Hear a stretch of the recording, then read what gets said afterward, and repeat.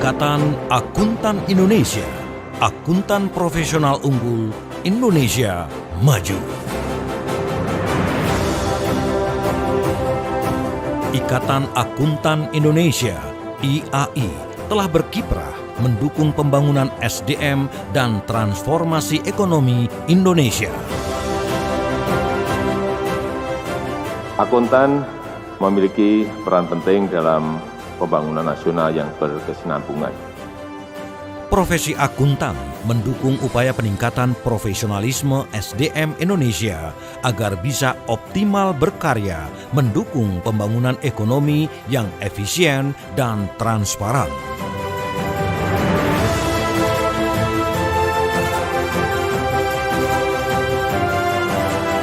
Melalui Prakarsa 6.1 yang telah ditetapkan sebagai program umum Dewan Pengurus Nasional IAI periode 2018-2022, IAI siap berkarya mengawal perekonomian bangsa ini menuju Indonesia Emas 2045. Saya sangat mendukung rencana IAI untuk mempercepat program sertifikasi agar para akuntan di negara kita memiliki kreativitas, inovasi, keterampilan, dan memiliki daya saing, dan sekali lagi dalam rangka mendukung pengembangan ekosistem kita yang lebih akuntabel, lebih efisien, goal-oriented, dan inovatif. Tanggung jawab itu terwujud melalui Chartered Accountant Indonesia sebagai identitas akuntan profesional Indonesia dan telah mendapat pengakuan kualitas secara global.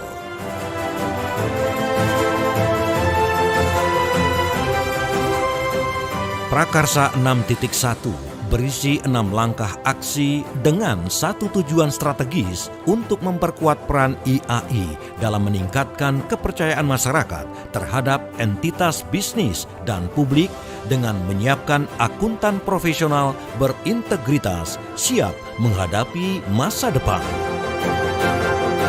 IAI melaksanakan tugas dan tanggung jawabnya menyusun standar akuntansi keuangan dan standar profesi, melaksanakan ujian sertifikasi, serta aktivitas keprofesian lain mengacu kepada International Federation of Accountants dan Chartered Accountant Worldwide.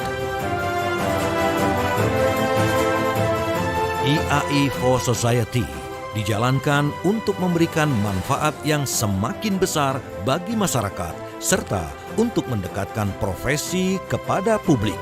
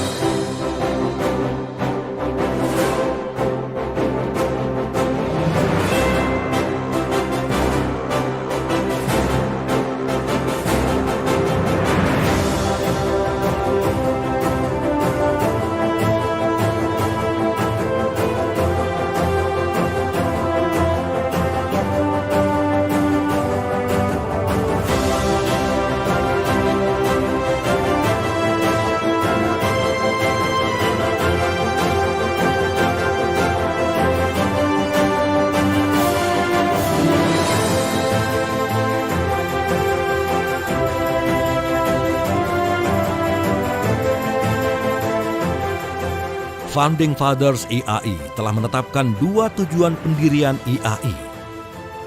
IAI dibangun untuk mempertinggi mutu pendidikan akuntan dan meningkatkan kualitas pekerjaan akuntan Indonesia.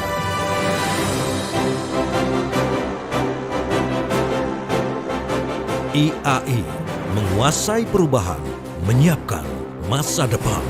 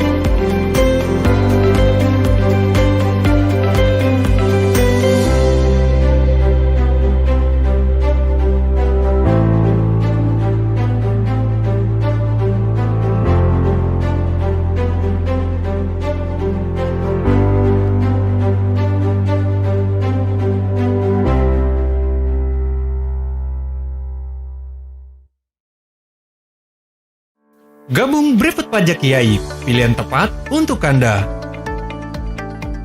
Pelatihan Brevet IAI, ahli pajak, bedah substansi, temukan solusi. Kenapa memilih IAI? Modul yang selalu update dan materi yang dilengkapi dengan pembahasan studi kasus komprehensif. Instruktur yang terjaga kompetensinya, berpengalaman dan tentu saja profesional. Apa aja yang didapat kalau belajar pajak? Sudah pasti, kita jadi tahu seluk-beluk perhitungan pajak. Menjadi kuasa hukum perpajakan mewakili perusahaan, meningkatkan karir dan menunjang profesi. Kalau ingin menjadi konsultan pajak, belajar brevet pajak juga bisa sebagai langkah persiapan USKP. So, banyak kan manfaat belajar brevet pajak? Sebagai benefit tambahan, IAI melaksanakan program kuliah umum perpajakan dengan menghadirkan narasumber dari praktisi dan profesional di bidang perpajakan. IAI juga melaksanakan gathering alumni brevet untuk senantiasa mengupdate informasi perpajakan.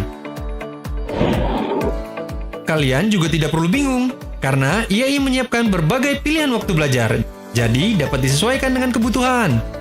Bagi teman-teman mahasiswa, IAI juga memberikan harga khusus mahasiswa aktif. Selama pandemi, IAI juga tetap hadir dalam pelatihan brevet pajak secara virtual dengan menggunakan platform Microsoft Teams. Hal ini juga memungkinkan untuk dapat diikuti oleh peserta dari seluruh Indonesia. Dan, untuk diketahui, pelatihan brevet pajak terapan IAI juga diperkuat dengan MOU antara IAI dan Direktorat Jenderal Pajak. IAI juga memiliki kompartemen akuntan perpajakan. Yang salah satu kegiatan rutinnya adalah menyelenggarakan regular tax discussion yang mengupas isu perpajakan terkini.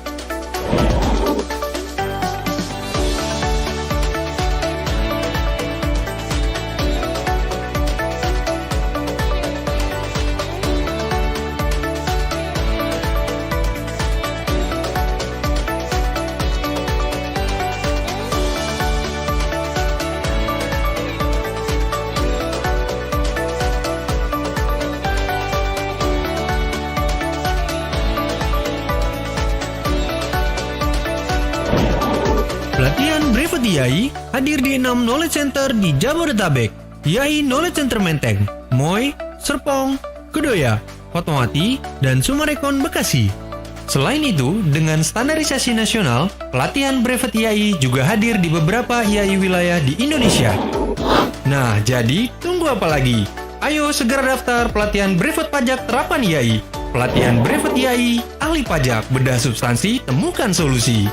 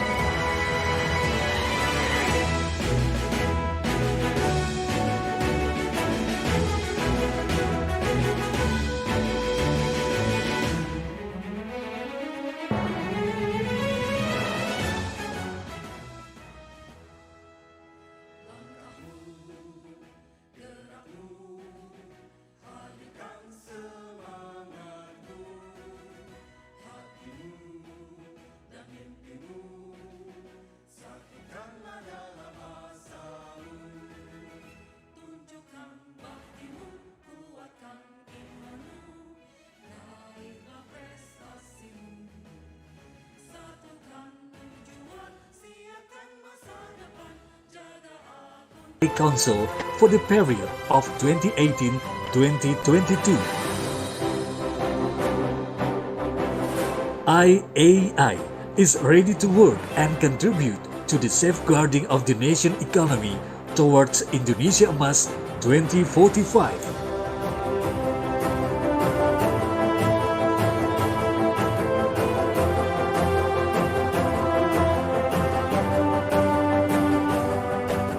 Saya sangat mendukung rencana IAI untuk mempercepat program sertifikasi agar para akuntan di negara kita memiliki kreativitas, inovasi, keterampilan, daya saing, dan sekali lagi dalam rangka mendukung pengembangan ekosistem kita yang lebih akuntabel, lebih efisien, goal oriented, dan inovatif. This responsibility is materialized through the Chartered Accountant or CA Indonesia as the identity for Indonesian professional accountants, and the quality is globally recognized. Initiative 6.1 includes 6 steps of action with one strategic objective to strengthen the role of IAI in increasing public trust in business and public entities by preparing professional accountants with integrity ready to face the future. Kepada generasi muda akuntan Indonesia yang menjadi peserta di APAFest, saya berharap agar para akuntan muda juga mampu menguasai teknologi. Jangan pernah berhenti belajar. Manfaatkan kesempatan untuk memperdalami dunia keilmuan dan pengalaman berbisnis, sehingga kemampuan kalian dapat terasah.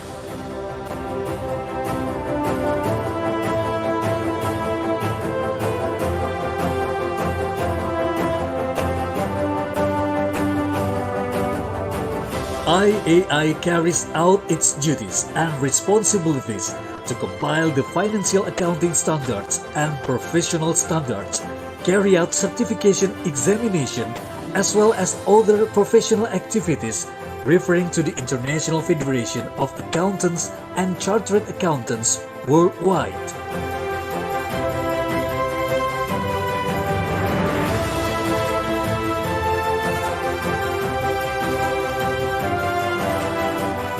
IAI for Society is run to provide greater benefits for the community and to bring the profession closer to public.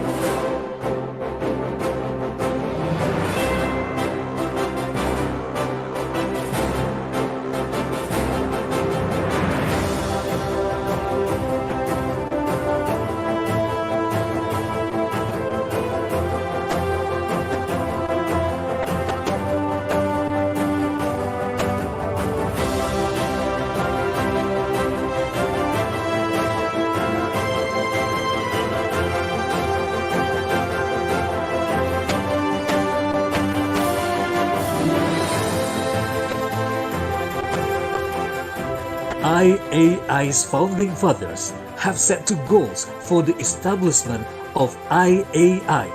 The Institute of Indonesia Chartered Accountants, IAI, was organized to enhance the quality of accountants' education and improve the quality of Indonesian accountants' work.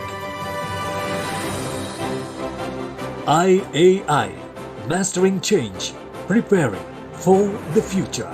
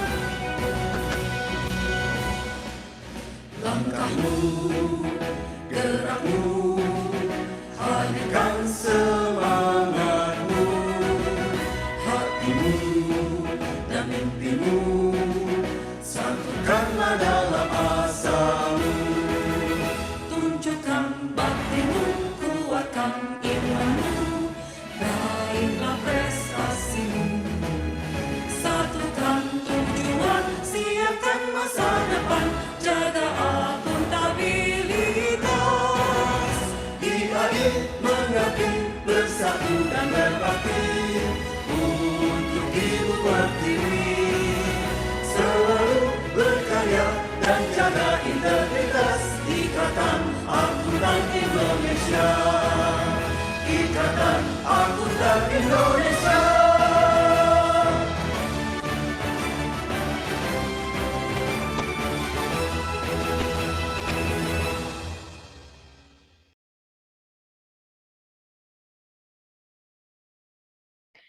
The Honorable Vice Minister of Finance Republic of Indonesia, Profesor Suhasil Nazara, the Honorable President of Institute of Indonesia Chartered Accountants, who also the Chairman of Taxation Oversight Committee, Profesor Mardiasmo, the Chairman of Institute of Indonesia Chartered Accountant Tax Accountant Compartment, KAPJIAI, who also the head of East Java First Regional Tax Office, DGT Indonesia, Profesor John Hutagaol, Managing Director Bureau van Dijk Moody's Analytics Company, Mr. Kisodial, IAI National Council members, KAPJ IAI members, IAI Executive Director, our colleague from ASEAN Federation of Accountants, the honorable speakers, moderators, all the distinguished guests, participants, ladies and gentlemen. From Graha Akuntan Ikatan Akuntan Indonesia, good afternoon and welcome to the Virtual International Tax Conference 2021, the new era of global tax transparency.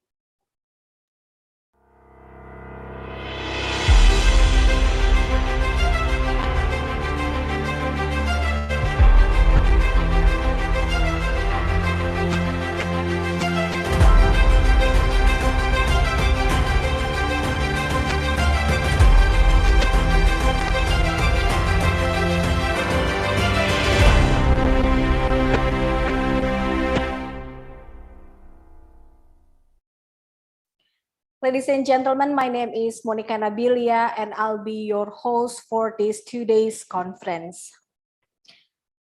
Ladies and gentlemen, this year is the 8 years collaboration between KAPJIAI and Bureau van Dijk Moody's Analytics Company in hosting the International Tax Conference.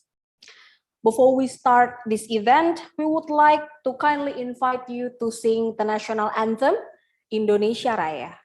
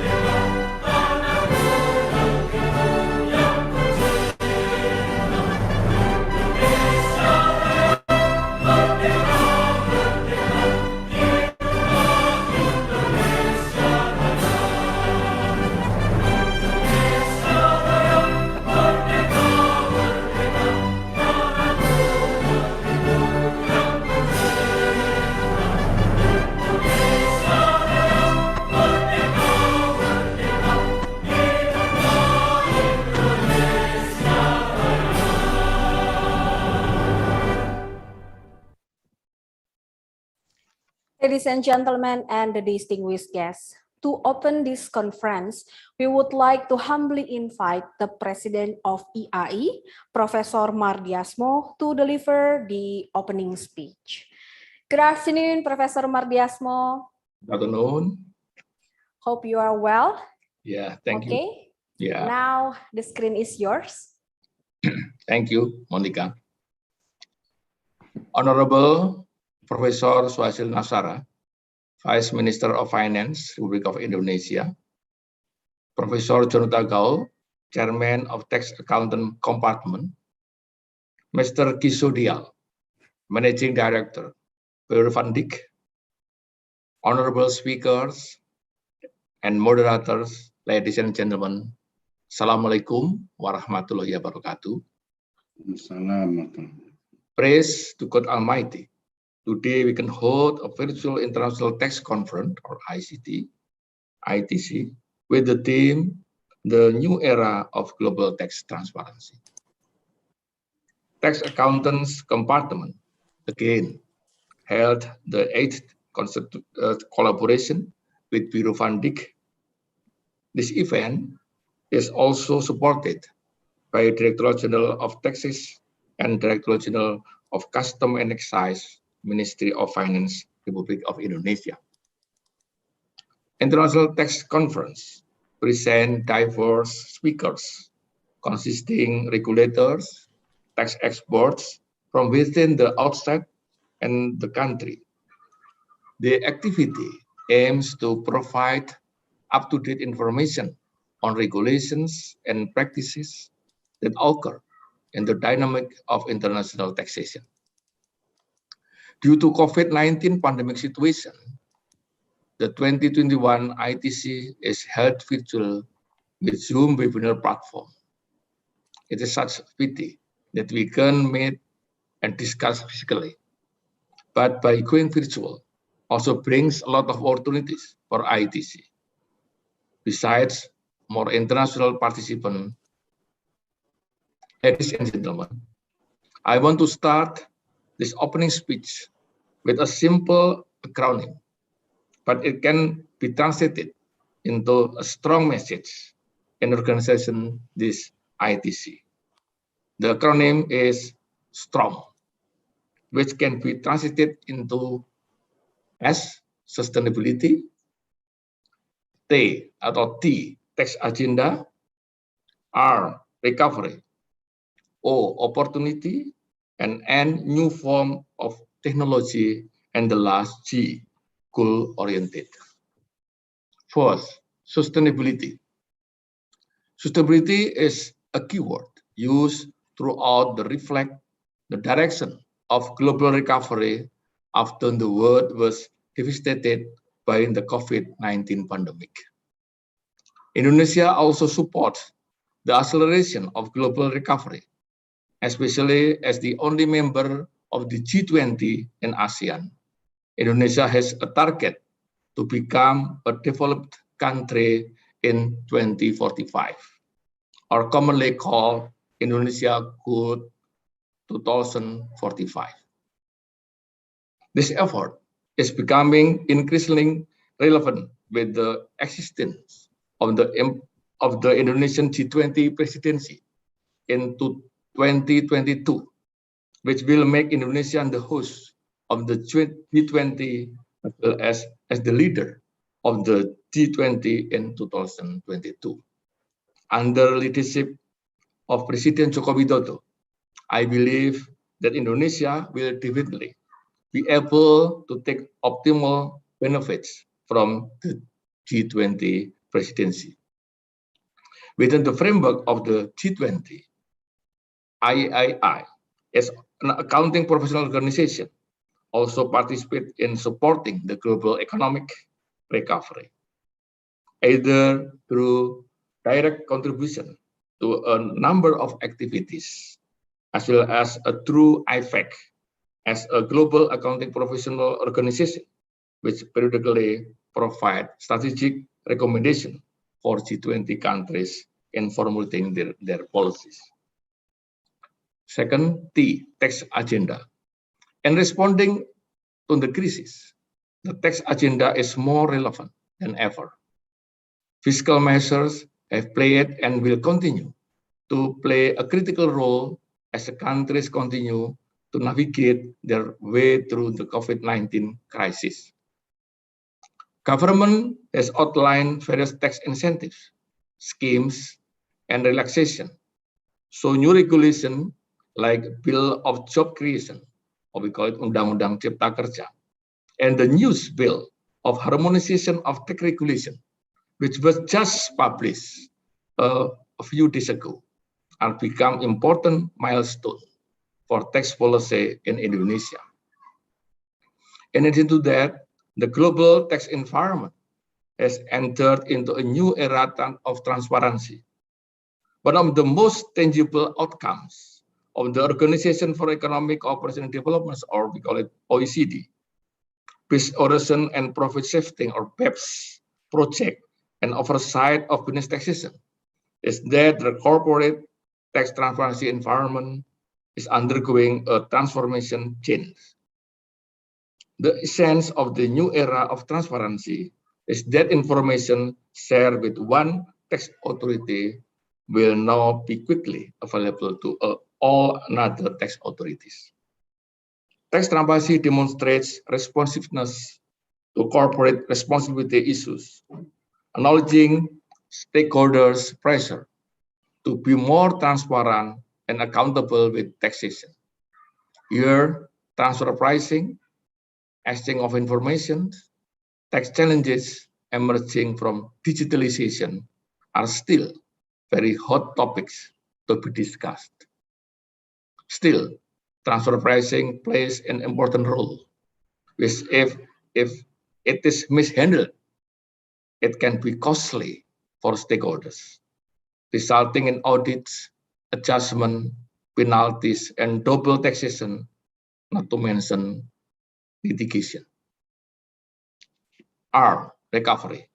It's been more than a year since the COVID pandemic has changed all aspects of our lives. Most of government are still struggling to overcome this health crisis so that it does not become an economic crisis to the economic recovery program. This program requires many sources of revenue, mainly from taxation. On the one side, the government is required to boost tax revenue. But on the other side, on the sake of the economy, the government must be able to protect economy actors and the public by providing tax incentive to help taxpayers face the impact of the COVID-19 pandemic. Pak Menkus, Pak Suhasil will be explain more. The global economic recovery remains strong, helped by government and central bank support and by progress in vaccination. But although global GDP has now risen above its pre-pandemic level, the recovery remains uneven, with countries emerging from the crisis facing different challenges. O, opportunity. Another opportunity and challenge we recognize is digitalization. It has created complexities for authorities and the business sector to determine taxation rights on income generated from cross-border transactions. It is not easy to determine the place where value creation is added to the goods or services being transacted. Especially in reality, many companies operating across countries try to take advantage of the gray area. The rapid digitalization also affects the transfer pricing activities of multinational companies. With different taxation system in each country, the potential for increasing dispute is also inevitable. In this context, the central layer of taxation is very crucial. And new form of technology. New model technology and digitalization are the latest dynamic that are challenged in the world of the global taxation. Regulators and tax participants must seek new, more equitable taxation formulas related to these digital entities. We have seen that in the last 2 years, digital biz company have started conducting initial public offerings, mergers, and various other corporate actions. This of course requires a new paradigm in measuring the capitalization and value of companies based on intangibles, including for taxation matters. The last is G, goal-oriented. The principle of goal-oriented justice will be an important aspect in digital taxation that needs to be firmly adhered to be regulators and tax practitioners, because the current conditions, which are influenced by digital and fast technological aspect, orientation to result is important. Although this does not mean we ignore the process, because basically both of them have to go according to their respective corridors. With all these challenges, I appreciate the tax compartment, IAI, for holding the virtual international tax conference 2020 and the 7th event in collaboration with Bureau van Dijk, a Modi analyst company, and with support from the Indonesian Directorate General of Taxes and Directorate General of Custom and Excise, Ministry of Finance. Ladies and gentlemen, once again, I would like to express my gratitude and appreciation to Professor Suhasil Nazara, Vice Minister of Finance, and also all in BVD, DGT or DGGE, and also all speakers, moderators, participants, and all parties who have organized this event. I'm sure that this event will have a very positive impact on Indonesian taxation and certainly for the development of Indonesian economies, as well as for the development of the Indonesian accounting profession. With this, I officially open the Virtual International Taxation Conference 2021. Hopefully, this event will provide us an optimal mutual benefit. May God Almighty always bless our good intention. Assalamualaikum warahmatullahi wabarakatuh. Thank you. Waalaikumsalam warahmatullahi wabarakatuh. Terima kasih banyak, Profesor Mardiasmo. Ladies and gentlemen, let us hear the keynote speech, which will be delivered by the Vice Minister of Finance Republic of Indonesia, Profesor Suhasil Nazara.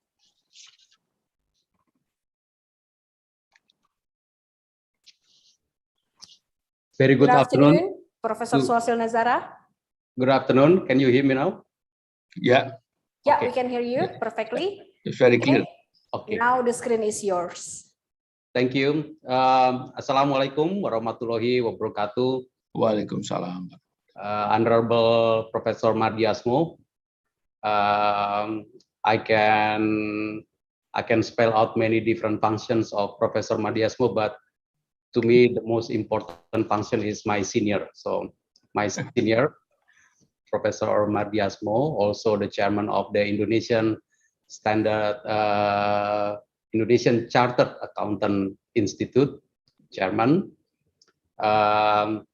colleagues from Bureau van Dijk, Moody's, and also colleagues from the Directorate General of Tax and also Custom and Excise, who happens to be the co-coordinator of this seminar. Once again, a very good afternoon to all of you. It's my pleasure to appear here to deliver the keynote address for the International Tax Conference of the IAI 2021, which happens to take the theme of the new era of global tax transparency. And more specifically, I would like to put my keynote address from the angle of current tax challenges in the COVID-19 pandemic. This is a very unprecedented times We have been in this situation for a year and a half, a little bit more than a year and a half, and we have already seen ourselves, we feel it ourselves, the impact of the COVID-19 pandemic to our lives, to our families, to our extended families, to our neighbors, to our fellow friends, and also for the whole world. We have already seen how the pandemic actually affected the economic situation as a whole. I can tell you that right from the beginning, it is when Indonesia we learned about the fact that Indonesia will not be shielded from the COVID-19 pandemic. We have been at the government, we have been putting all of our efforts to think through about what's going to happen to Indonesia and what's going to happen to the society, to the business sectors, and to the individuals. And we come to that conclusion right from the beginning. I can, if I may remind you, the first positive COVID-19 case in Indonesia was in the March the 2nd, 2020. And a number of months before that, since we heard about the beginning of the pandemic back in China, we start to think about what's going to happen to the Indonesian society, what's going to happen to the business community. And we understand that because there was no vaccines at that time, the only way that we can curb the infections was by restricting, limiting the physical and economic interactions. We understand that the transaction would be lower, business sector will be affected, lower transactions, lower income, lower revenue, and eventually lower tax revenue for the government. We understand that. However, in order to maintain the health of the country, to maintain the GDP of the country, we also immediately understand that it is very important that the government expenditures to be at the front line of fighting the COVID-19. So despite the fact that the revenue will be lower, we decided that the government expenditures cannot be lower. The government budget cannot be pro-cyclical. The government budget must be counter-cyclical. That is the perspectives that we understand right from the beginning, despite the fact that the tax is going to be affected, we understand. So we even move one step further. In terms of tax. From the tax perspectives, we also understand that not only that the tax revenue will be lower because of the restriction, physical mobility restrictions and others, but we also come to our decision. We come to our conclusion that we must use tax regulation as a way to fight the pandemic. And how to do that? The way we're doing it is by putting relaxation of tax, incentives on tax, and also a number of special treatment, tax special treatments in order to provide support to the economy, supports to the individual taxpayers, supports to the business sectors. We provide a number of exemptions, reductions of tax reduction, the accelerated VAT refund. We also put a number of VAT that is paid for by the government budget. rate reduction on the luxury goods tax. Final income tax on construction is always there. And during the pandemic, income tax for the micro, small, medium enterprise is also paid for by the government. We use tax policy to deal with the pandemic by providing the tax incentives, tax relaxations. We also use a number of incentives for all of our health equipments. Imported health equipments are exempted from the import duty and also exempted from the tax, the import tax. So immediately, ladies and gentlemen, fellow chartered accountant of Indonesia, we use tax policy not only to collect revenue. We use tax policy as a way to support, to provide the immediate supports that are needed by individual taxpayers and also the business sector's taxpayers. We use that. And this is very much in line with what we see in many other different countries. And of course, some other countries are doing that. And we are looking at the different kinds of incentives that are provided by our peer countries in the region as well in the international arena. But we also understand that this kind of tax incentives is very, very pandemic specific. It will be probably going to be short term, even though short term is something that we don't know when it's going to end, but we know that this is going to handle for the pandemic. But in Indonesia, we also understand that the tax incentives must be used to support the economy as a whole, not only during the pandemic. And to be transparent, Indonesia, one of a few countries in the world that release what we call the tax expenditure reports. And we have already released our tax expenditure report since the fiscal year 2016. And up to now, our tax expenditure report has been released on regular basis. And personally, I'm very happy to see that many more and more stakeholders are paying attention to our tax expenditure reports that we release every year. Even our Supreme Auditor, when they look at our tax expenditure reports, starts to use our tax expenditure reports as a way to analyze the correctness of many different tax incentives that Indonesia has on the income tax, on the value-added tax. We also have the distribution of our tax expenditures on different sectors and different actors that are enjoyed by different actors and different sectors in the economy.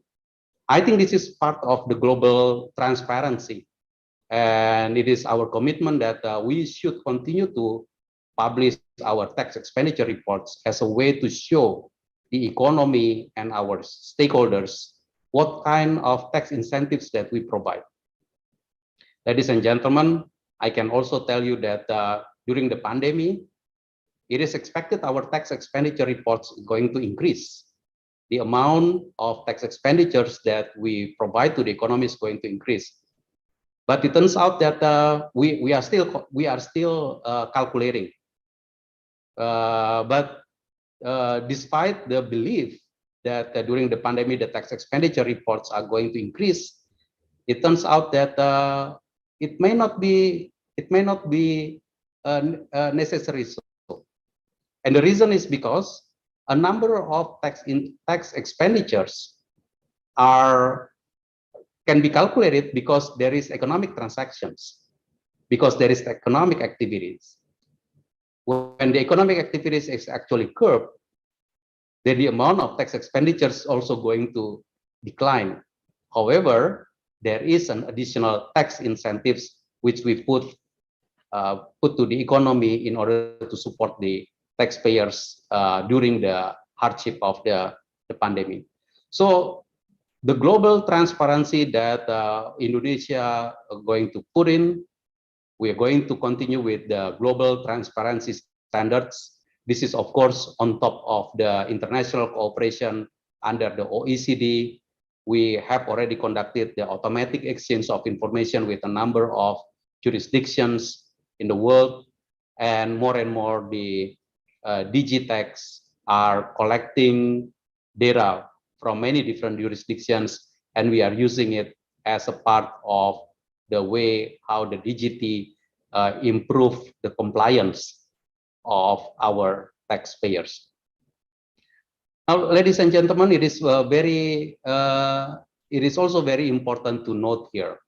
Professor Madiarsmo earlier mentioned about a number of tax reform that Indonesia has already put in place, and this is really also part of our intensive discussions within the government. We see the pandemic.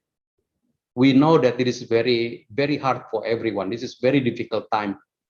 This is very difficult time for individuals, for business sectors, for taxpayers, and so on. But it is also our belief in the government that we should not waste the crisis. Indonesia would like to make sure that despite the crisis, Indonesia will continue to come up with serious reforms, and serious reforms not only in the real sector. In the real sector, of course, the Undang-Undang Cipta Kerja or the Job Creation Act has already put a different landscape of doing business in Indonesia, and we continue to look at its implementation very closely. We also understand that it is very important to put in place different reforms in the fiscal policy, and also different reforms on the financial sector. From the fiscal point of view, we know that right now the government of Indonesia is operating under the law number 2/2020, which allows the government to have the budget deficit higher than 3% of our annual GDP. But of course, this is not forever. We set a target of our own in the law that by 2023, the government of Indonesia, the Indonesian budget will come back to below 3% fiscal deficit by 2030. This is a very challenging proposition, but up to now, we are very well aware that this is our target. It is also very important that to set the 2023 target as something that should be achieved in a gradual manner. So in that perspective, it is, as you can see in the slide right now, you see that last year we expanded our budget deficit. Earlier, 2020 budget deficit was set in the original budget at 1.76% of the GDP, but all of a sudden, because of the COVID-19 pandemic, we expanded our budget deficit to all the way until 6.3% of the GDP, and during the audit, we end up with 6.1% budget deficit. This year, we lowered the budget deficit to the level of around 5.7% of the GDP, just exactly as stipulated in our budget law. Next year, we should lower it even further. We should lower it to 4.85% of the GDP. This is as a preparation for the 2023 budget deficit should be lower than 3%. This is our working agenda at this time, and we are committed to continue with that agenda. And how to do that? How to do that? In order to achieve the fiscal consolidation, it is very important that we do it through two ways. Number one, increase the tax revenue. Number two, make sure that our expenditures are well and better spent. Better spending on the expenditures, which is an ongoing reform that we conducted. And at the same time, making sure that the Indonesians can achieve the higher revenue target. And of course, we are starting from the point where Indonesia's tax ratio is one of the lowest in the, not only in the region, but also in comparison with our peer group. And this is something that that telling us it's possible to increase the tax ratio of Indonesia. The structure of the transformation of the population is also showing us that 20 years ago, about 50% of Indonesian population are categorized poor and vulnerable.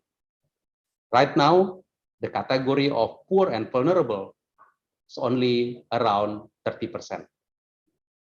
A decline of 20 percentage point. It's a huge decline.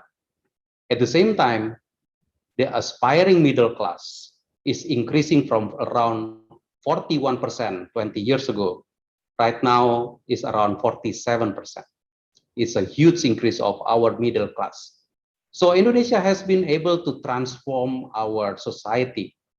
This is the graph on the left. The poor, the gray area on the below, is from 51 to around 30%. The middle class, which is the yellow line, 41% to 47%. So the middle class, the aspiring middle class, they're all consumption. And there is no surprise, so that we see that the consumption is around 56% of Indonesian GDP. And that is exactly because of this demographic transformation. Along with that, it is very important to reform our tax. It's very important to reform our tax structure, so that the tax structure is not only about getting more revenue. It is about aspiring middle class, aspiring transformation in Indonesia toward what Professor Madiasmo earlier mentioned, Golden Indonesia in 2045. In order for the Indonesia to go to that Golden Indonesia 2045, 100 years of Indonesia's independence, it is very important to have a strong budget. We have to make sure that the budget is a very important instrument to put in place fair and prosperous society. Budget must be able to conduct its function as the allocation function, the distribution function, and stabilization function of the budget. The budget must be able to fulfill the public goods that are needed by the aspiring middle class, and then continue to help the poor and the vulnerable, but able to fulfill the aspirations of the aspiring middle class. The budget must be able to conduct income redistribution and to put in place the economic stabilization and growth. So with that logic in place, we propose to the Parliament the law on the harmonization of the taxation laws. And last week, the Parliament approved the law, and it is very important that the law can be put in place and later be implemented. I can give you, this is one slide that that summarizes the harmonization of taxation laws. There are 6 contents. there are 6 items that are in the law. The first one, we revise a number of items on the general provisions of tax procedures and law. This is effective immediately. This is related to the a number of administrative items of the taxation practices. I believe that colleagues from the chartered accountant will be able to look at this and provide also inputs on this one. But a number of things that are very much in the heart of the general audience. Number one is related to the income tax law. We put a better, lower tax structure for the lower income by increasing the top border of the first income brackets that are taxable income from 0 to 50 million rupiah to 0 to 60 million rupiah, so that anyone that on top of the non-taxable income, if they accrue, they have the 60 million rupiah, they're still paying 5% of rate.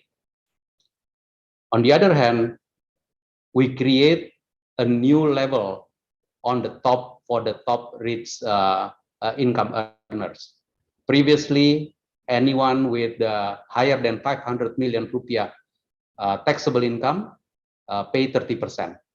Right now, the 30% is limited to the 500 million to 5 billion rupiah, and anything above 5 billion rupiah will pay the 35% of income tax rates. So this is we understand that this is going to allow greater contribution of the rich people for the Indonesia. The other thing on the income tax is that we also provide the incentives or some sort of a non-taxable gross revenue for the small medium enterprises. 500 million rupiah non-taxable gross revenue. If the company, if the small medium enterprises choose the final tax rates.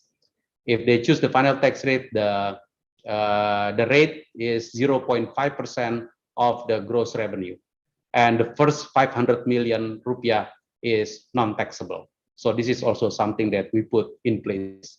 Another important reform is that we put the corporate income tax at 22% rate. Previously, the 22% corporate income tax rates is going to decline to 20% in 2022 next year. But under the new law, the 22% will continue to stick there. It's not going to lower anymore.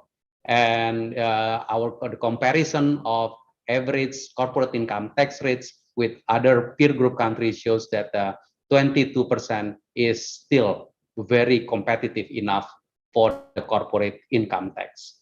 So this is important for the Indonesia's tax collection without having to jeopardize our competitiveness in terms of the corporate income tax with other countries. On the value-added tax, very quickly, I think one thing that paid attention very much by the general audience is that we're going to increase our value-added tax from 10% to 11% since April 1st, 2022, and to 12% before no later than 1st January of 2025. This is, of course, must be accompanied with improvement in the VAT collection by our DigiTax. The increase of the rate certainly will improve the tax revenue, but more importantly, it is very important to make sure that the collection is also conducted in the right manner. And this increase in the VAT rate is not going to jeopardize the recovery program of Indonesia.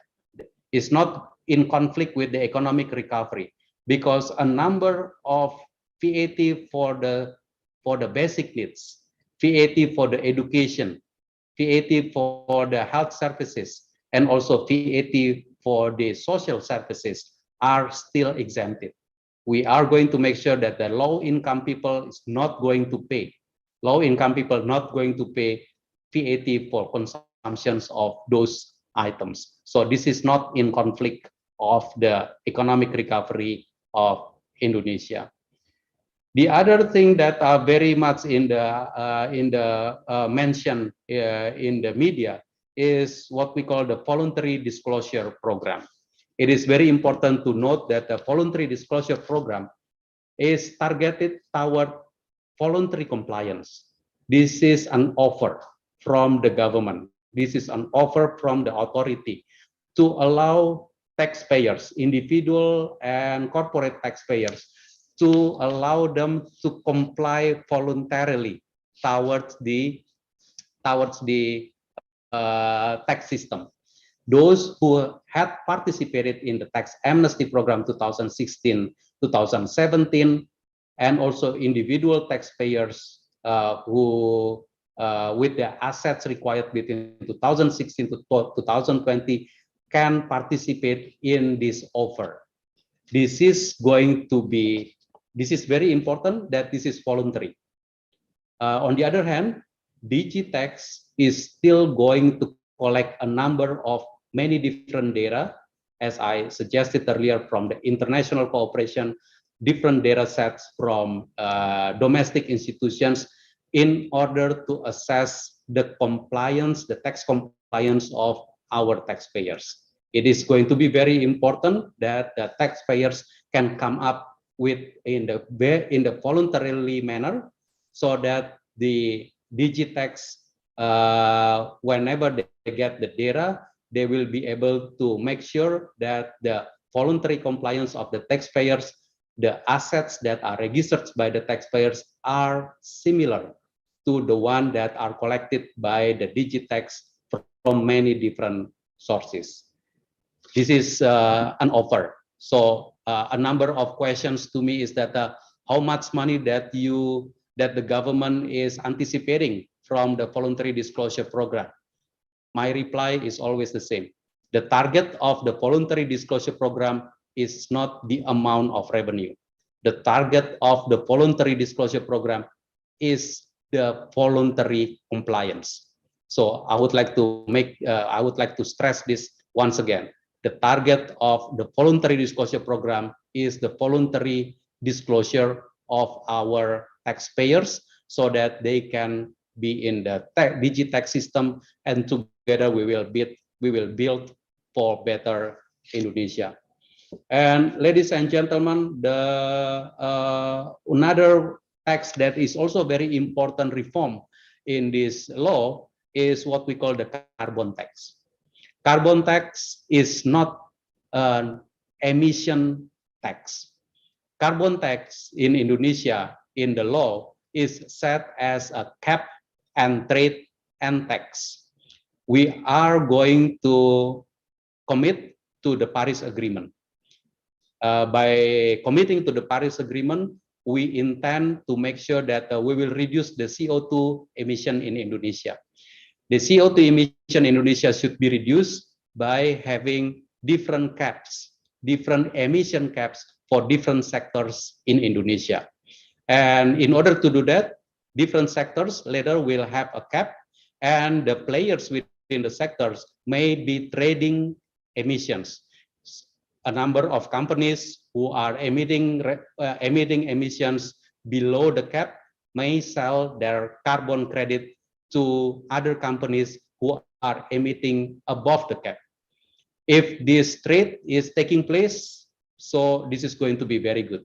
We will be able to fulfill our cap. If this trading is still not enough for achieving the cap, this is where the carbon tax will be put in place.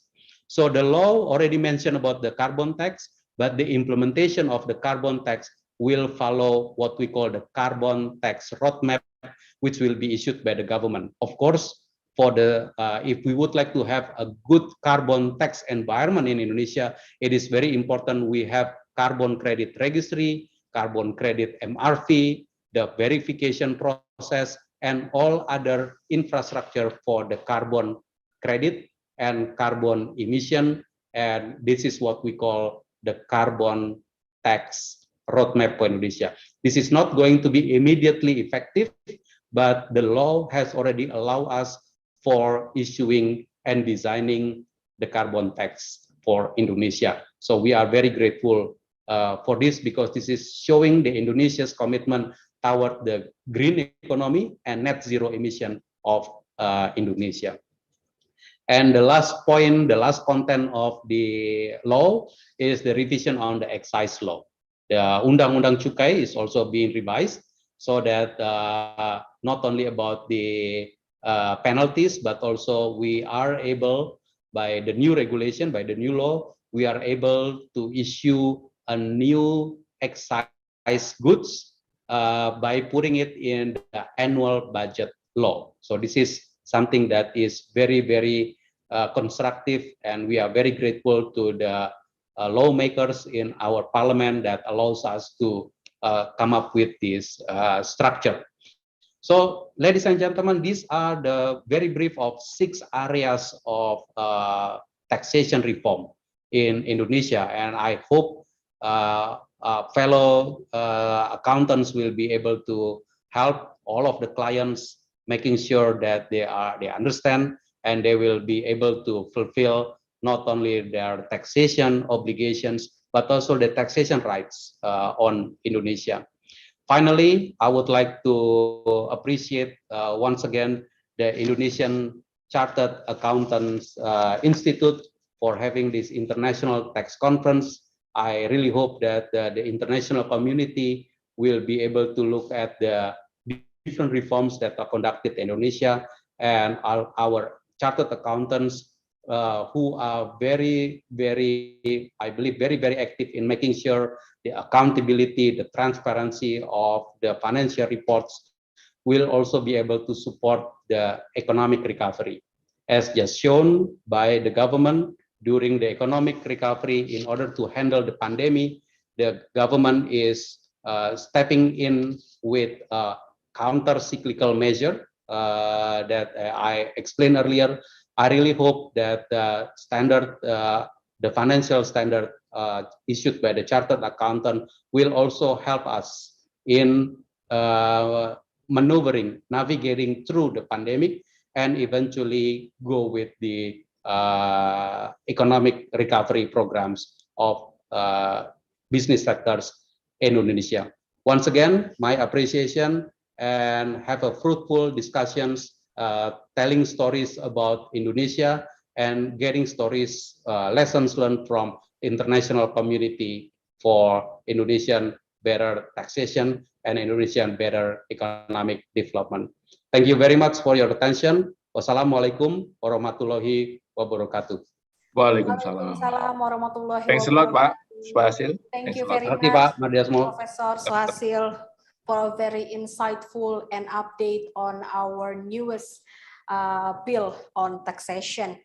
Ladies and gentlemen, I would like to invite Professor Suhasil, Professor Mardiasmo, Professor John Hutagaul to have a group picture. So could you please turn on your camera? We would like to also invite Mr. Kisodial, Ibu Elizarni Husin, Bapak Edward Tanujaya, and also the council member of IAI KAPJ to turn on your camera. And also news, speaker, Pak Robert Papan as well. Yeah, sure. Also, Pak Robert Pakpahan, please join us to have a group picture. All smile. We will count to 3. Bapak Yon Arsal, you can also join us. Yon Arsal. Okay. 1, 2, 3. One more time. 1, 2, 3. Very good, thank you very much.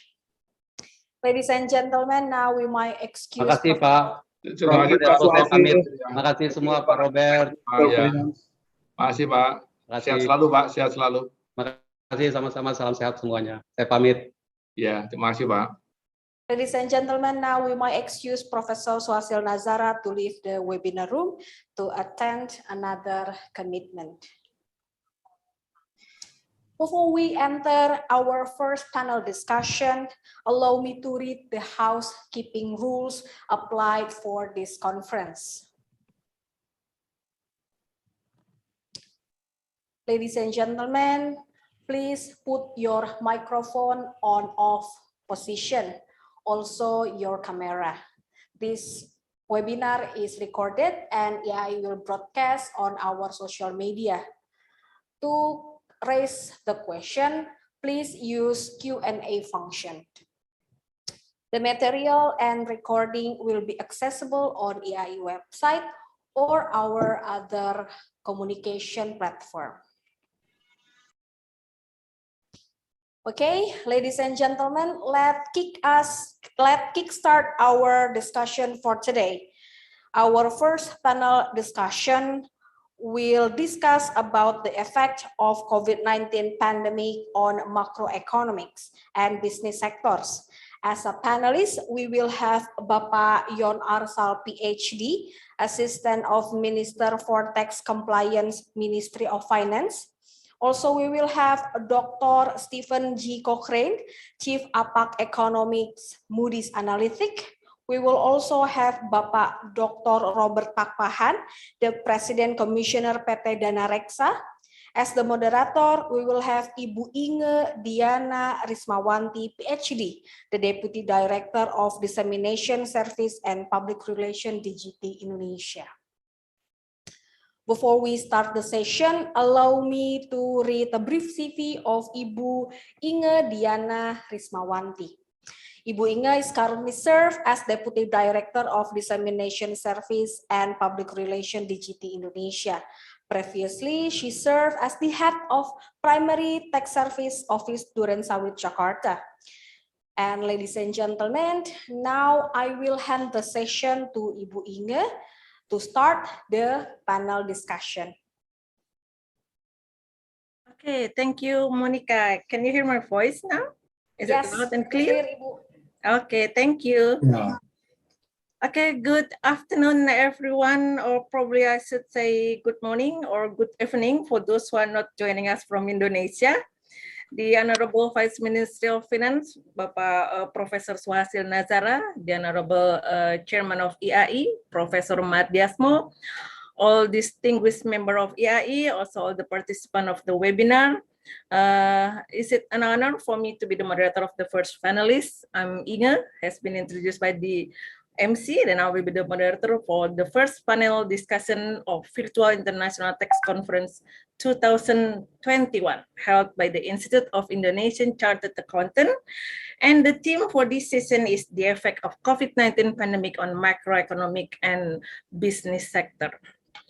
Well, we all know that COVID-19 pandemic affects so many sectors in our life, not just a health issue, but also on macroeconomic and business sectors. And the government has taken a quick response to the pandemic by creating many regulations, including the facilities and also the incentive. I'm sure the harmonization tax law that has been discussed by the Pak Suhasil Nazara is by our keynote speaker is very interesting issue to discuss. But for this session, we are also lucky to have the important speaker who will present and share their knowledge and expertise. And first, we will look at the global and regional outlook of the pandemic, how fiscal space analysis must be made with the current and future expenditure and revenue in mind, of course.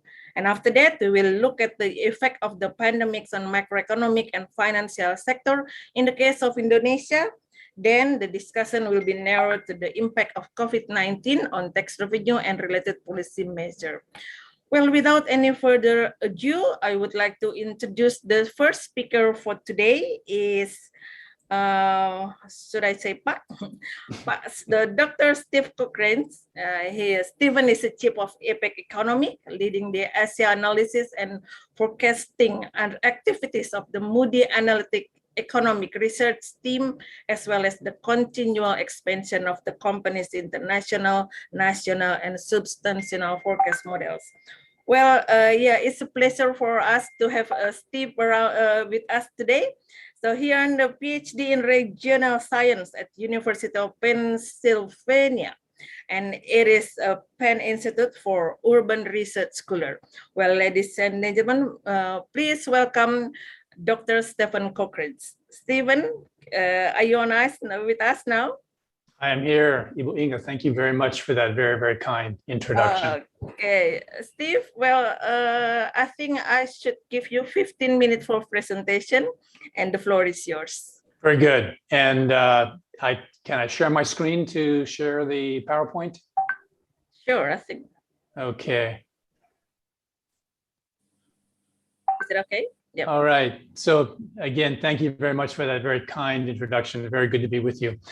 I have 15 minutes to talk about the global economy. I will do it as efficiently as I can. And one of my primary messages, of course, is that the global economy is recovering and recovering fairly well. Not exactly a straight line, and there will be bumps ahead. We know that, but the global economy is on its feet.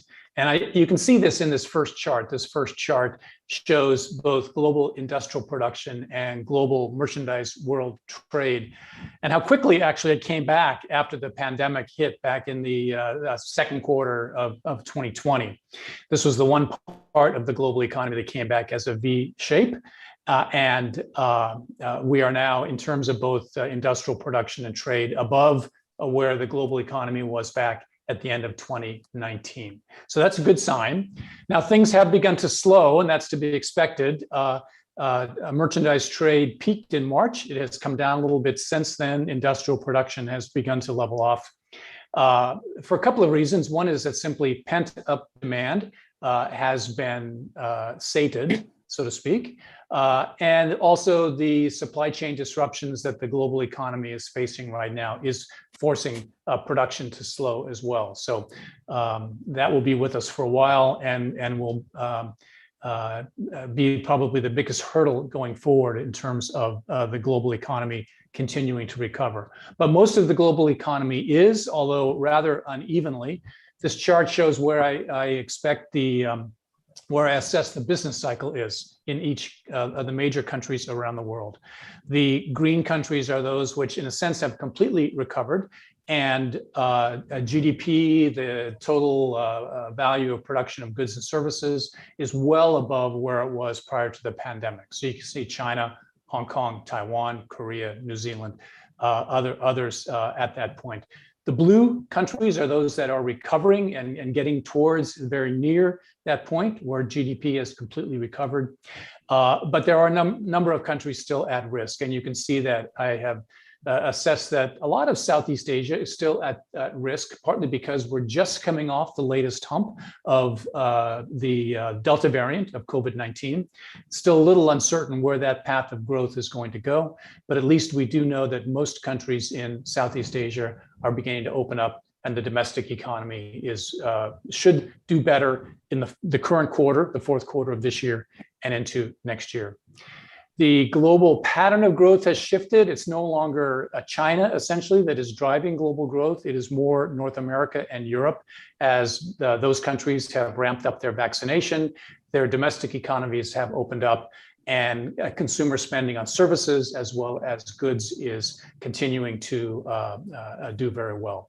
Now, again, there are risks in terms of potential rebounds of the Delta variant. The supply chains, we still must overcome many of the difficulties of the supply chain constraints. And in fact, some of those issues may be with us for the next year or so, perhaps. But broadly speaking, we do think that the economy, the global economy, will continue to expand. The red bar on this chart is where we expect 2021, the current year, will come in. And in this case, North America and Asia are leading the pace. Europe a little bit behind, but every region of the country in this process of economic recovery right now. Things will slow down next year, logically, as economies move back a little bit towards their long-term potential rates of growth. And that our expectation is by 2023, most of the global economy will return to rates of growth that are more expected. Now you can see the green line here. The green line is how difficult the pandemic year in 2020 was.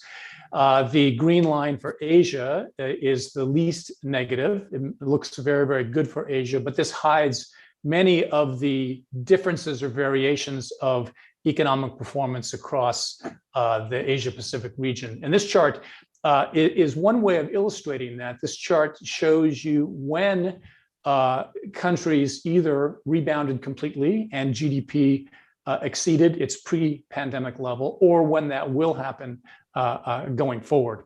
You can see that the global economy right now, we expect, probably has achieved its return to its pre-pandemic level of output. And Indonesia is in there about at that point where Indonesia's GDP is now back to where it was prior to COVID, partly because Indonesia's movement controls were never quite as strict as in some other countries. Those countries that will take the longest to recover are those that had some of the deepest economic downturns: the Philippines, Thailand, Malaysia. It'll be mid-year next year, towards the end of next year, before those countries actually regain all that they lost during the pandemic. So quite a range of economic activity and quite a range of recovery performance across the region. One of the risks I mentioned, we still don't know. Very likely we'll have more waves of COVID coming our way. My expectation is with each wave, the economic impact will be less because governments are learning how to deal with it. Vaccination rates are rising so that even if COVID, another wave of COVID comes along, the impact in terms of health and so forth will be less. But those countries that have lower vaccination rates, of course, probably face a higher risk from that next wave. So Philippines, Indonesia, Vietnam, Thailand, Laos, the key thing is going to be to ramp up that rate of vaccination going forward so that the vaccination goals can be reached as soon as possible. That's absolutely critical for a number of countries in the region. Another risk going forward is what happens with the fiscal support that has buoyed many of the economies of the region, particularly in places like Malaysia, Singapore, Australia, where spending was very, very strong to provide support for the economy. Other countries didn't spend quite so much. Indonesia, you can see, is at the lower end of this range. But of course, as mentioned earlier, much of the fiscal support in Indonesia came not from direct spending, but from tax exemptions. And this measure is only for direct spending only. So this understates some of the fiscal support provided to the Indonesian economy during the course of the pandemic. The risk is that some of these countries may pull back very quickly with the desire to reduce debt. This was a topic that was mentioned earlier as well. It's very nice to see that Indonesia is not going to be rushing into fiscal consolidation, but looking at 2023 rather than 2022 as a period to bring the deficit back to a target level. That means that there's less likely a shock to the economy from a quick pullback in fiscal spending. One of our critical global assumptions is that the United States economy, the North American economy in general, will likely lead the way, and this will help generate demand for increased demand for goods and services globally as the US economy continues to improve. I illustrate this by using the prime age population is age 25 to 45. That prime age population, employment to population ratio, we expect that that ratio will reach its indicator of full employment about 80% in 2023. That's when we expect that the US economy will be totally back on its feet. And that also is likely when the Federal Reserve will begin raising its policy interest rates, probably sometime early in 2023. It's interesting that at the moment right now, it looks like for at least a short time, the US economy will outpace the economy in China. That hasn't happened for a long, long time, and it will not last forever. But for the next several quarters, that may very well happen, partly because there's a very strong fiscal stimulus that we expect will be passed by Congress in the US towards the end of this year. Where China is struggling, China pulled back on stimulus and now is working to kind of bring back a little bit of stimulus to keep the Chinese economy going, given all of the roadblocks in front of the China economy today, and particularly with an effort to try to accelerate consumer spending. One of the very positive factors for many countries in this part of the world is that commodity markets are very strong.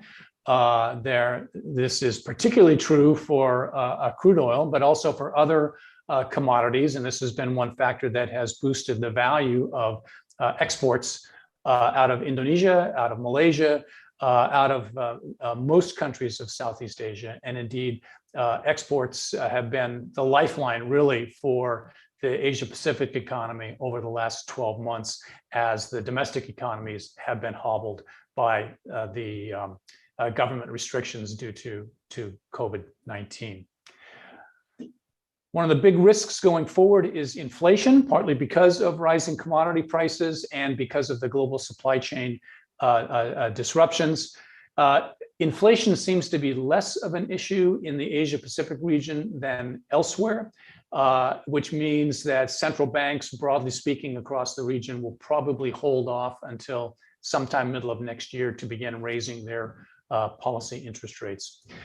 Most countries are facing inflation that is still below target rates that central banks have put in place. The only countries where inflation exceeds the central bank target rate is in Korea, in the Philippines, in Australia, and New Zealand.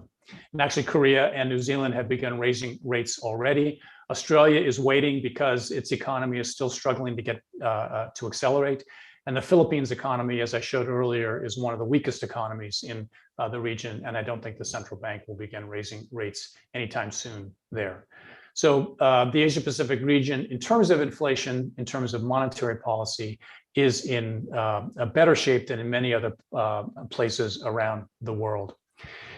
One of the factors that central banks may be watching in terms of their policy is the rise in debt, household debt in particular. This chart shows the change in household debt as a share of GDP between the beginning of 2020, which is the blue bar, the beginning of 2021, the green bar, and the orange bar is simply the difference. And in fact, one reason why Korea is raising rates is they're concerned about the high household debt level in Korea and very high property prices. Even in Australia, they're not raising rates, but they are instituting some macroprudential measures to try to pull back the speculation in the housing market.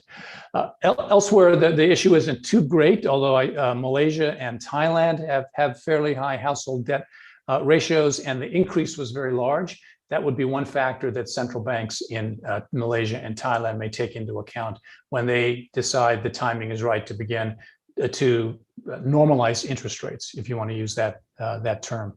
Philippines, Indonesia, Vietnam are three cases where household debt simply isn't that big of an issue, at least in terms of monetary policy. And the other final positive factor for the Asia Pacific region is that there is still some fiscal space, if you will, for countries if there's a need to provide further fiscal support as we go forward through the end of this year and into next year. This chart takes a little bit of an explanation. This is my last chart. The horizontal chart is the current debt to GDP ratio, at least at the end of last year. And the horizontal axis, the y-axis, is how much more that debt to GDP ratio might rise before the economies of each of these countries might face difficulties in terms of going to the debt markets. And none of the APAC region are amongst the lowest, none are below zero.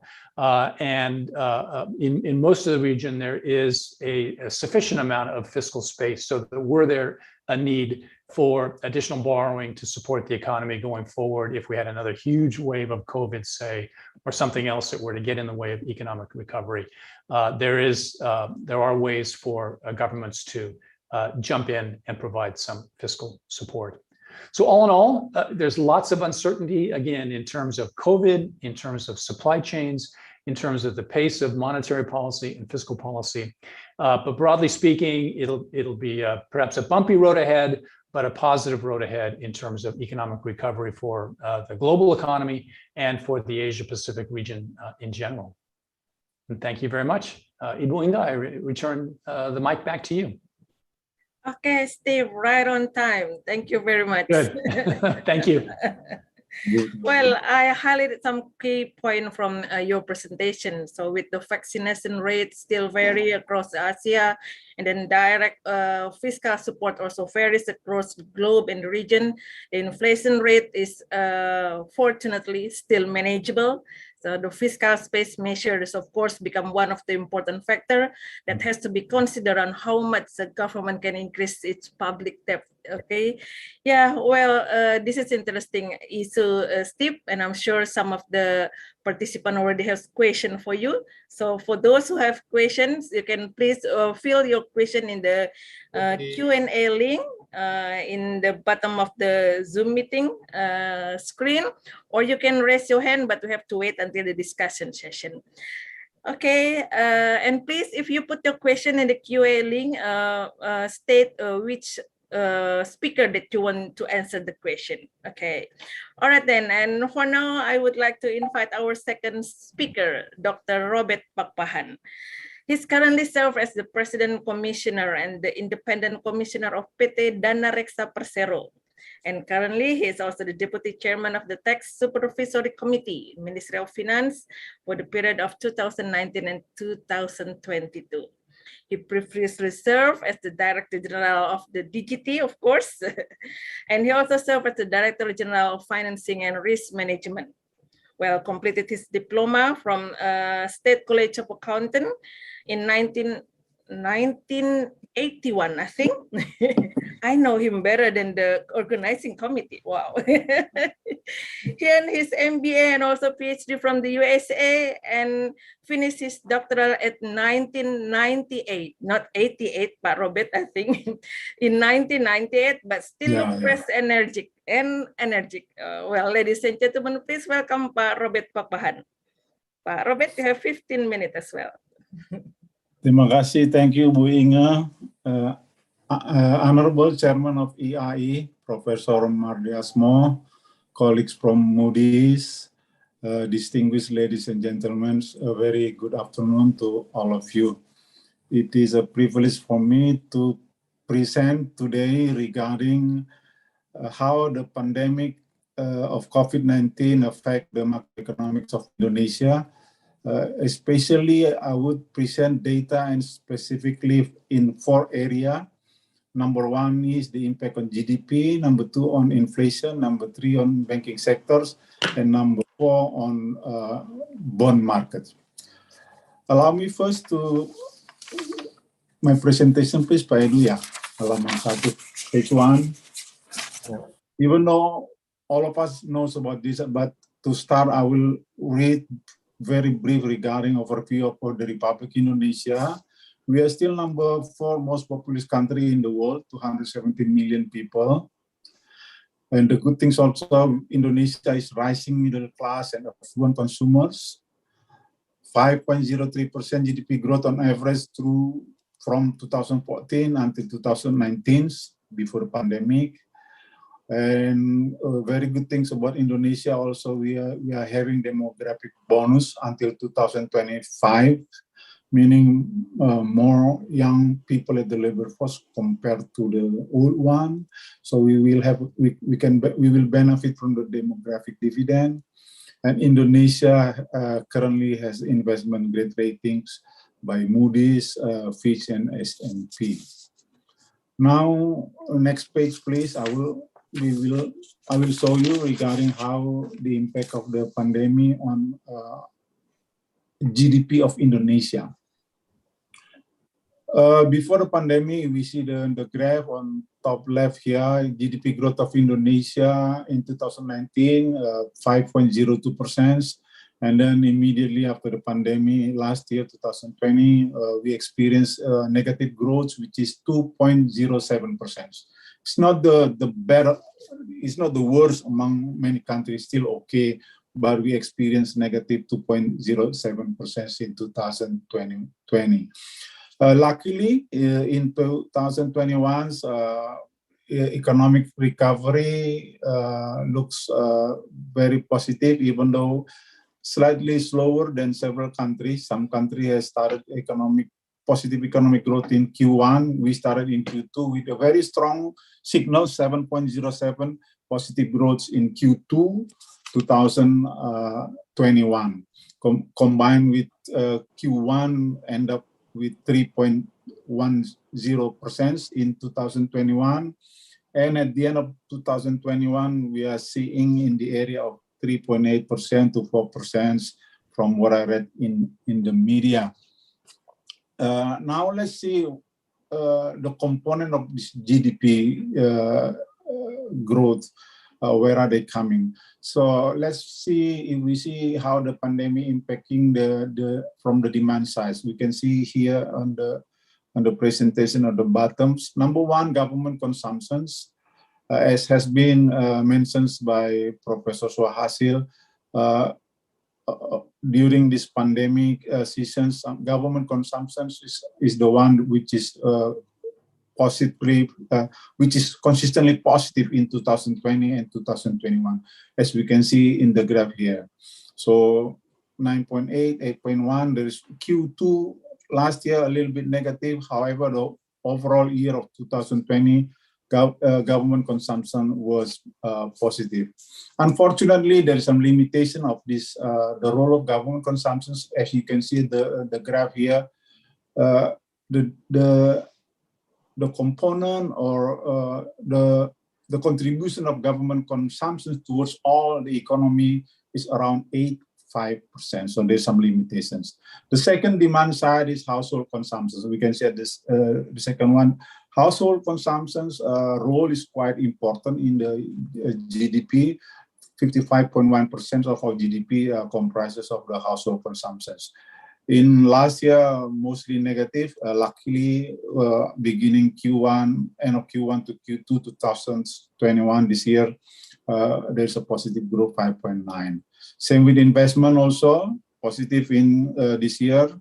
Export especially, you can see the growth in the export side is 31.8% beginning Q2 2021, which is also a very significant component. So we can say that the growth of 7.07% is driven by the export, by the investment and household consumption. So that's what happens in the demand side. Import also is growing around 31.2%, which also compensates with the export. So international trade, however, is still positive. So that's how the impact on the demand side. Now let's see on the supply side how the situations in our economy from 2020 to 2021. Next, Pak Edu. This is the supply side. Several of these supply sides shows that a positive trends. There are three sectors that posted double-digit growth in this year, Q2 2021. Mainly tourism-related sectors, transportation and accommodation and restaurants experience significant recovery in Q2 2021. And also health service also experienced positive, certainly because of the pandemic area, COVID-19 has been positive all along from last year. Constructions, positive this year, but last year was negative. And trade sectors also we can see a very strong positive, 9.4% trade growth in Q2 2021, and the trade role or contribution in the overall economy is 13.1%, so it's quite important. ICT still positive but moderating to 6.9%, and agriculture with the role of 14.3% in the overall economy still positive but is slowing down to 0.4%. So from this supply side, we can see that transportation, hotel experience significant growth, health and service and constructions. So that's on the GDP side. Next slide, Pak Edu. I would like to skip this one. Next. Okay. So we have talked about the demand side and the supply side of GDP. What happens on them? Now let's see what happens in the inflations of the economy. This is the chart that I got from the Minister of Finance and Bank Indonesia. We can see that last year, Indonesia, we can see the lowest ever inflations in Indonesian economy, 1.68% year on year. And if you see the chart from 2013, 2014, normally we see a very high inflation, 8 point something. It has been quite stable in the area of 3% beginning 2015. This year, 2021, year on year, so far at the end of August, still 1.59%. So this is from August last year to August this year. Inflation's 1.59. Year to date, from January to August, is around 0.8%.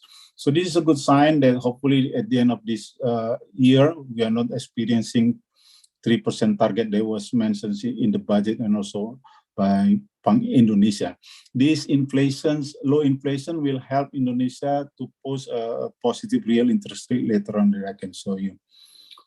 On the benchmark rate, we can see here the Bank Indonesia Board of Governors agree on 18 and 19 August to hold the BI 7-day reverse repo rate at 3.50%. So basically the benchmark rate currently is 3.50%. And if we look at the data, our benchmark rate by Bank Indonesia was reduced 125 basis points last year, 2020, and this year we reduced 25 basis points to comes to the level of 3.50%. So that is what happens in the inflations and interest rates. Now let's see the third part, what happens in the banking sectors. Next part. This is what happens in the banking side after the pandemic, 2020, 2021. On the left side is the impact on capital adequacy ratio. Still quite robust, sound, 24.3% capital adequacy ratio. In fact, from 2014, it has been growing. NPL, non-performing loan, also still okay, but slightly increased to the point of 3.24%. So overall, still okay. And on the right side, we can see how the situations with the credit growth in the banking sectors.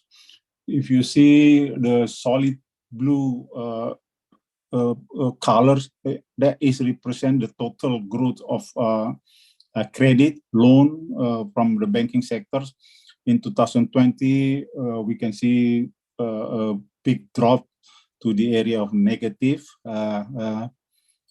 However, in June, July 2021, we can see it start to the area of positive, a little bit above zero. So basically, credit is not growing in the banking sectors from last year. Last year, mostly negative. This year, beginning to see a very positive signs. Next, what happens in the banking system? This is the amount of third-party fund, or basically the saving of people in the banking, overall banking. 7,125 trillion Indonesian rupiah. Basically, the total amount of money they were put in the banking systems by all the economy of Indonesia. With the size of our economy, $1 trillion US dollar, more than 15,000 trillion rupiah. This is approximately 50% of the GDP. Would be nice if we have equal to the GDP. However, we can see from January 2019, the third-party fund or the saving in the banking system has been growing from less than 6,000 trillion to the area of 7,125. So there has been some growth. So the pandemic, 2020, 2021, the fact is the money in the banking is actually absolutely increasing. Next is let's compare what happens with the lending rate with this money. Next. On the left side is Sharia banks, on the right side conventional banks. And the solid bar is representing total third-party fund in the banking. On the left, if you see the data of June 21, Sharia Bank total deposit, total saving is 337.9 trillion Indonesian rupiah. And then the loan or the lending that they gave is 253, meaning loan to deposit ratio 75%. If you see in the Sharia banks, the loan to deposit ratio is declining, meaning they get more money, but they're giving less credits because of the pandemic. On the conventional bank, to the right, you can see the same story happens. The saving of people is increasing the bank. On conventional bank, we see the total is 6,966 trillion Indonesian rupiah. The lending ratio is 79.9%, decline from the highest around 94% in 2018, 2019. So we can see easily here that in the banking side, there is ample liquidity. The saving, people putting more money in the bank. However, the lending growth is declining, meaning there are excess liquidity in the banking side. So that's what happens in the banking. Now let's see the bond market, the last part that I would like to explain. Next. Bond market, before talking about what happens to the flow in the bond market, let us see what happens with the real benchmark rate of Indonesia compared to other countries. Real benchmark rate, meaning this is the real interest rate on average or real policy rate that is given by Indonesia compared to other countries. Real meaning interest rate minus inflations, with the policy rate of Indonesia around 3.50 and inflation around 1.6%. So we can see that in the real interest rate in Indonesia is around 2%. And on the left chart showing you that most of the country to the left, they have a average negative real benchmark rate. Only a number of countries, including Indonesia, has a positive real interest rate. And the highest positive is actually from China, Egypt, and Egypt. So that is what that will be good and bad. Good meaning Indonesia will still be attractive to foreign investors. Bad meaning is still quite costly for us to borrow money. On the right side, we can see what happens in other countries. Policy rates, meaning central bank rates in many countries. If we look at the chart in 2020, 87 countries last year cut their policy rates. So 87 central banks of other countries cut their interest rates. Around 13 holds the same and 4 hikes. So last year, because of the pandemic situation, many countries lowering their interest rates. And 2020, and Indonesia also did the same. We lower 125 basis points. 2021, only 8 countries that lowered their interest rate, including Indonesia, by 25 basis points. Most of the country holds the same interest rate. This picture shows that Indonesia is still attractive in terms of giving interest rate. Next, we will show you what happens in the bond fund flows. This is it. I like to present this because for us, a lot of us is accountant and also some economists. Bond market is very important in Indonesia. I think the supplies is more than 4,000 trillion Indonesian rupiah, meaning this is quite a big size market. We need to understand what transition happens in this bond market. For us, maybe also the tax treatment is quite important. In this left chart, or the very left showing there is a negative outflow. This is the chart of flow of money fund to the bond market. On the right side, basically showing a positive flow. The color here is not very clear, but I just explain. But basically, what I'm trying to tell is basically in 2020 and 21. If you see, or maybe just move to just look at the right one. 2020, the funds that come into our bond market mostly from 3 or 4 group. Number one is from Bank Indonesia, 367.4 trillion rupiah contribute to the bond market, and then onshore bank 312, and then institutional loan banks like pension and funds and retail. I want to show you basically, we saw before that in the banking sector, saving of people is increasing, but lending is less, meaning they have excess liquidity. From this picture, I can see that a lot of these banks end up putting their money on the bond market, both in the government bonds and in the corporate bonds. And on top of that, Bank Indonesia also with the joint decree with the Ministry of Finance, also buying the bond market in the primary market. This has helped government bonds issuance, especially to tackle the Indonesian economy in 2020, because the government has to issue more than 1,000 trillion government bonds to finance the deficit. So that what happens in the banking. They have extra saving. They don't give it to loans because of some risky, and then they put it. They buying bonds instead. Next is I think we can skip this. One more, my last page, bond market update. Still, yeah, this is it. Basically, this is about corporate bonds. If you see on the left side, corporate bonds.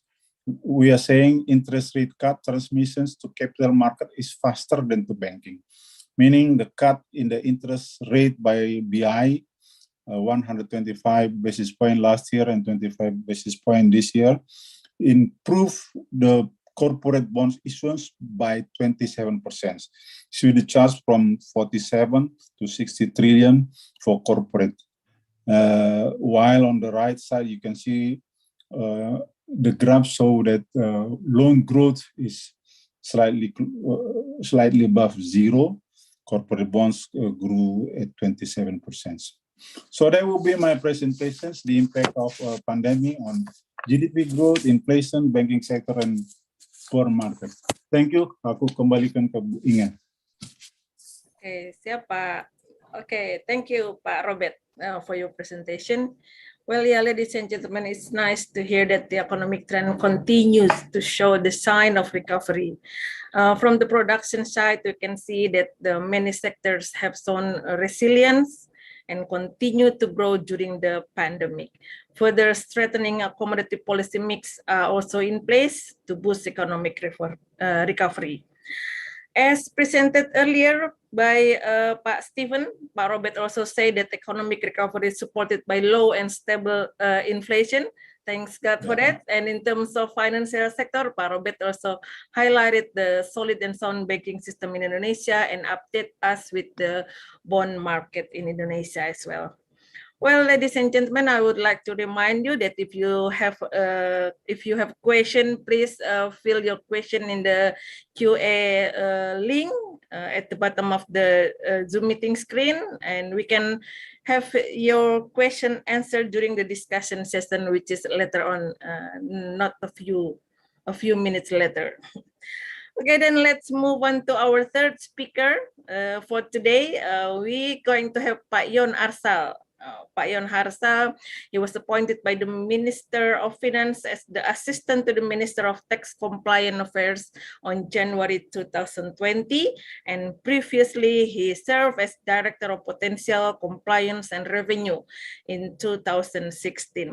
He completed his Bachelor of Economics majoring in accounting, at Pajajaran University at 1995, and he obtained his Master of Art in Economics and then continued to pursue higher degree, PhD in Economic Study, both at Kobe University in Japan for PhD in 2007.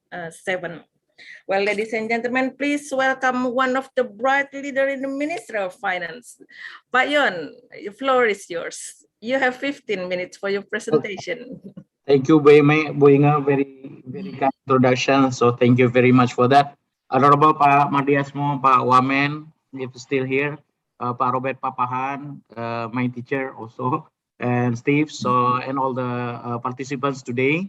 Very good afternoon for all of you. The benefit of becoming the last presenter, Bu Inga, is that I just can add some more points that already been highlighted by Pak Robert and also Pak Steve before. Yes. So probably we can continue to the slide number 5 probably, so that we can save some time for the discussion later. So yeah, let's move to the slide number 5.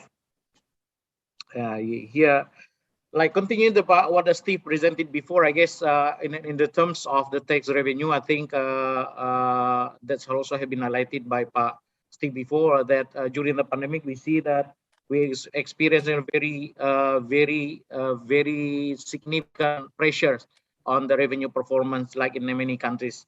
I guess because of the pandemic has been created a very strict limitation of the mobility of the people, and also affected the demand, while the people try to keep saving in many ways. So that we see that during the 2020, Indonesia and DGT itself, Indonesia in this DGT, experiences very significant declining in the tax revenue. It is, I think, the first in the history that the growth rate of the tax revenue collected at the time is minus 20, almost 20%. This is the worst that I've been experienced during my more than 20 years career in DGT. So, but this is not, Indonesia is not the only case. I guess all the countries experiencing also the same. Like we see in this picture in the graph, that Indonesia, in terms of the average tax ratio percentage of revenue to GDP 2015-2019, in 2020 we experienced that almost 2% growth rate negative, and I think also in 2021.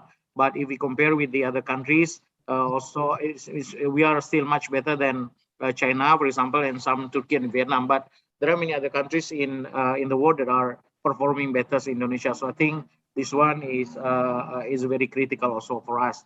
And for the next slide, like Steve mentioned before, if we look at on the how the governments give the support to the economic recovery during the pandemics, if we look at this map, Indonesia is not really the best one in terms of the fiscal support for the pandemic. In 2020, we see in the graph Indonesia is in the yellow colors, meaning that the size of the fiscal support is around between 2.5 to 5% of GDP. It's not that much, but I think compared to the other countries as well, is we are doing good, considering that also we have a very narrow fiscal space to do that. So I think, like in this graph, we are not the biggest one that that give the very generous support to the public, but compared to other countries, I guess we are in the better position. Like in many Asian African countries, we are doing still better on that. Now, if we take a look at what the government support for this during the economic recovery in 2020. I guess this is, I just continue what Pak Suhazil, our Vice Minister, reported before.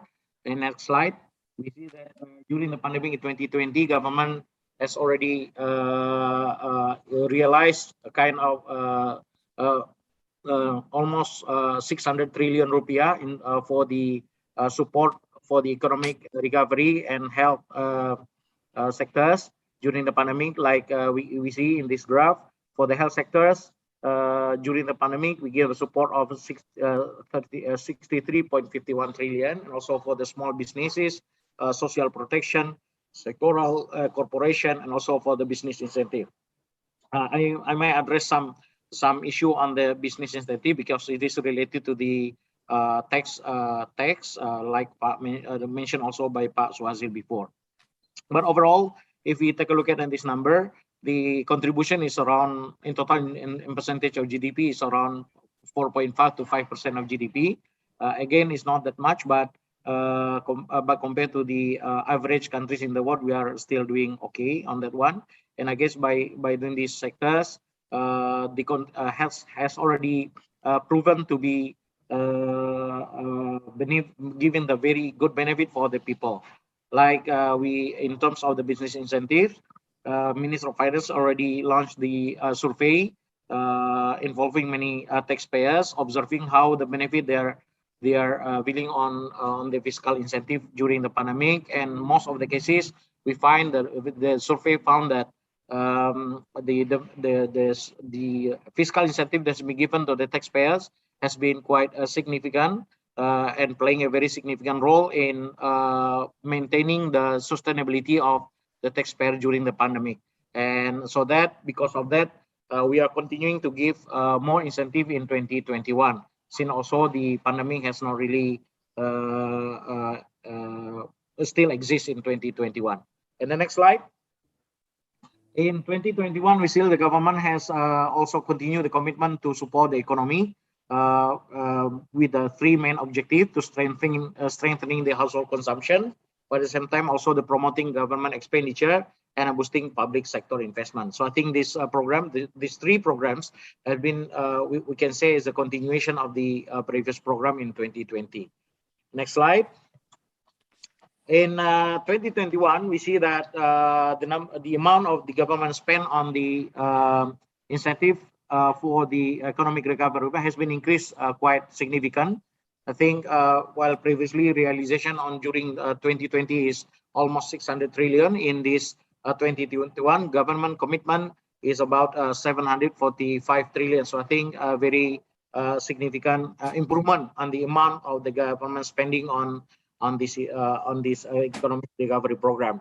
And also we can see that here in the yellow colors is the realization until October 1st, and we see that we still have a challenging in some part, especially in the health sector and social protection, in which especially in the health sectors, the coverage of the realization is only 50%. In the social protection, we still also have some issues, and the priority program also. But in terms of the business incentive, we see from the target or 62 trillion has been realized between 59%, so almost 92 and 93%. So I think there are still many challenges for the 4 months ahead, but I guess the position is much better compared to the 2020, especially if you look at in the business incentives realization. For your information, for the 2020, we put the budget for 120 trillion rupiah, but the realization is only about 59 trillion. So I think less than 60%.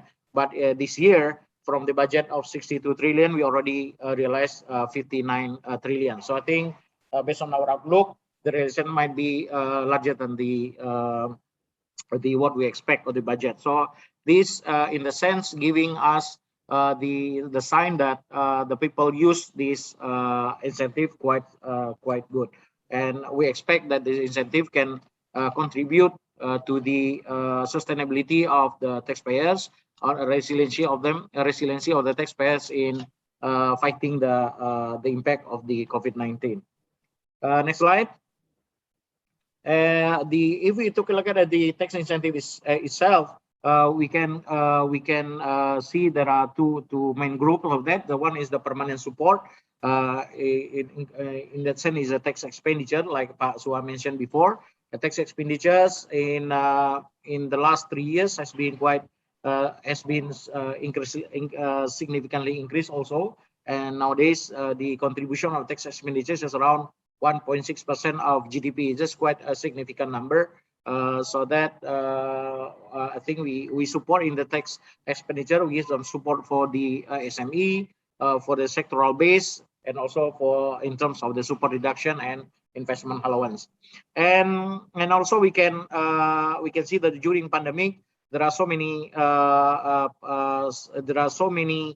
incentives that has been given by the government, including that in order to achieve the 3 areas, giving the household demand support, like mentioned by Pak Sua before, in Article 21, the payroll tax as being incentive for the workers.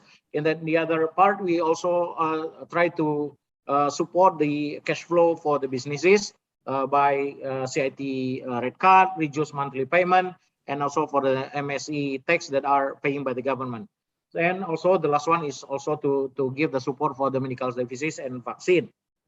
In addition to also so many custom facilities. Pak Sua already explained a lot of, I think, more deeply on that side. So I think I just continue. Next slide. And I think during the pandemic 2020 and 2021, the government has doing very good in, I can say it's doing very good in terms of how responsive is the government on looking at the needs for the people and on the businesses as well and the economic as a whole in terms of the support that that be given during the pandemic. I guess this kind of the graph can show how responsive the government is. Let's take a look at in the beginning of the pandemic in March 2022. At the times, government introduced the tax incentive for only 440 eligible sectors.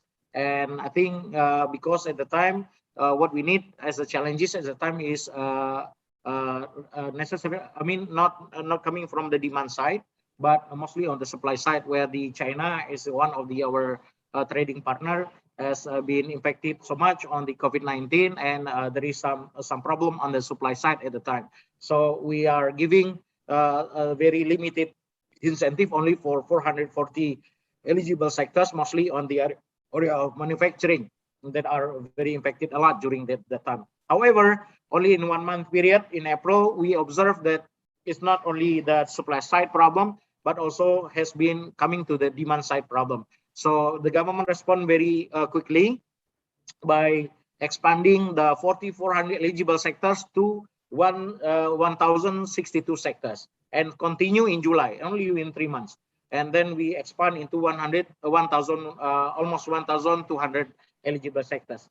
It is almost 85% of sector are eligible. So I mean, during the 3 periods, the government has responded so quickly, looking at the needs of the people and the businesses on that one. So we are doing the giving the tax incentive for providing support for the taxpayers, and I think in this end we are giving almost all the sectors are eligible for that. And continue until the end of 2020, and then because of we believe that the economy still needs support, and we are continuing the support in 2021, and by adding more incentive, including like mentioned by Pak Sua before, for the new housing and also for the motor vehicles. And see, if we take a look at the GDP performance this year, I think the part of the automotive sectors growing is coming from the introduction of the incentive for the motor vehicles. And we also giving many other incentives during this period. So I think this graph, what I would like to point out is that the government has, in terms of the tax incentive, has been quite respond quickly on the needs of the businesses and the taxpayers as well. Next slide. We can see that because of this incentive also, and then in our survey shows that the people are quite resilient during the pandemic, and it's been and also at the same times the economic has been the lockdown has been quite loosely, and many countries are opening up their economic. So I think it's also reflecting in our revenue, especially in DGT. Because the revenue in Indonesia is coming from 3 sources: non-tax revenue, which is relatively quite okay, the performance, and also for the custom. But the biggest part of the revenue is coming from the Directorate General of Taxes that are collecting VAT and income tax in the sense. But I think if you take a look at this graph, you see that we are performing better in this revenue. Like we can see that in 2022, almost all the techs are showing the negative performance. The contraction is so deep, but in the 2021 we see a very good recovery. In total, we already get a growth rate of 9.52% by the last August, and the in terms of the percentage of the budget, we already collected 60% now, compared to 56% in the last 2020. So I think this is quite good and significant progress. Next slide.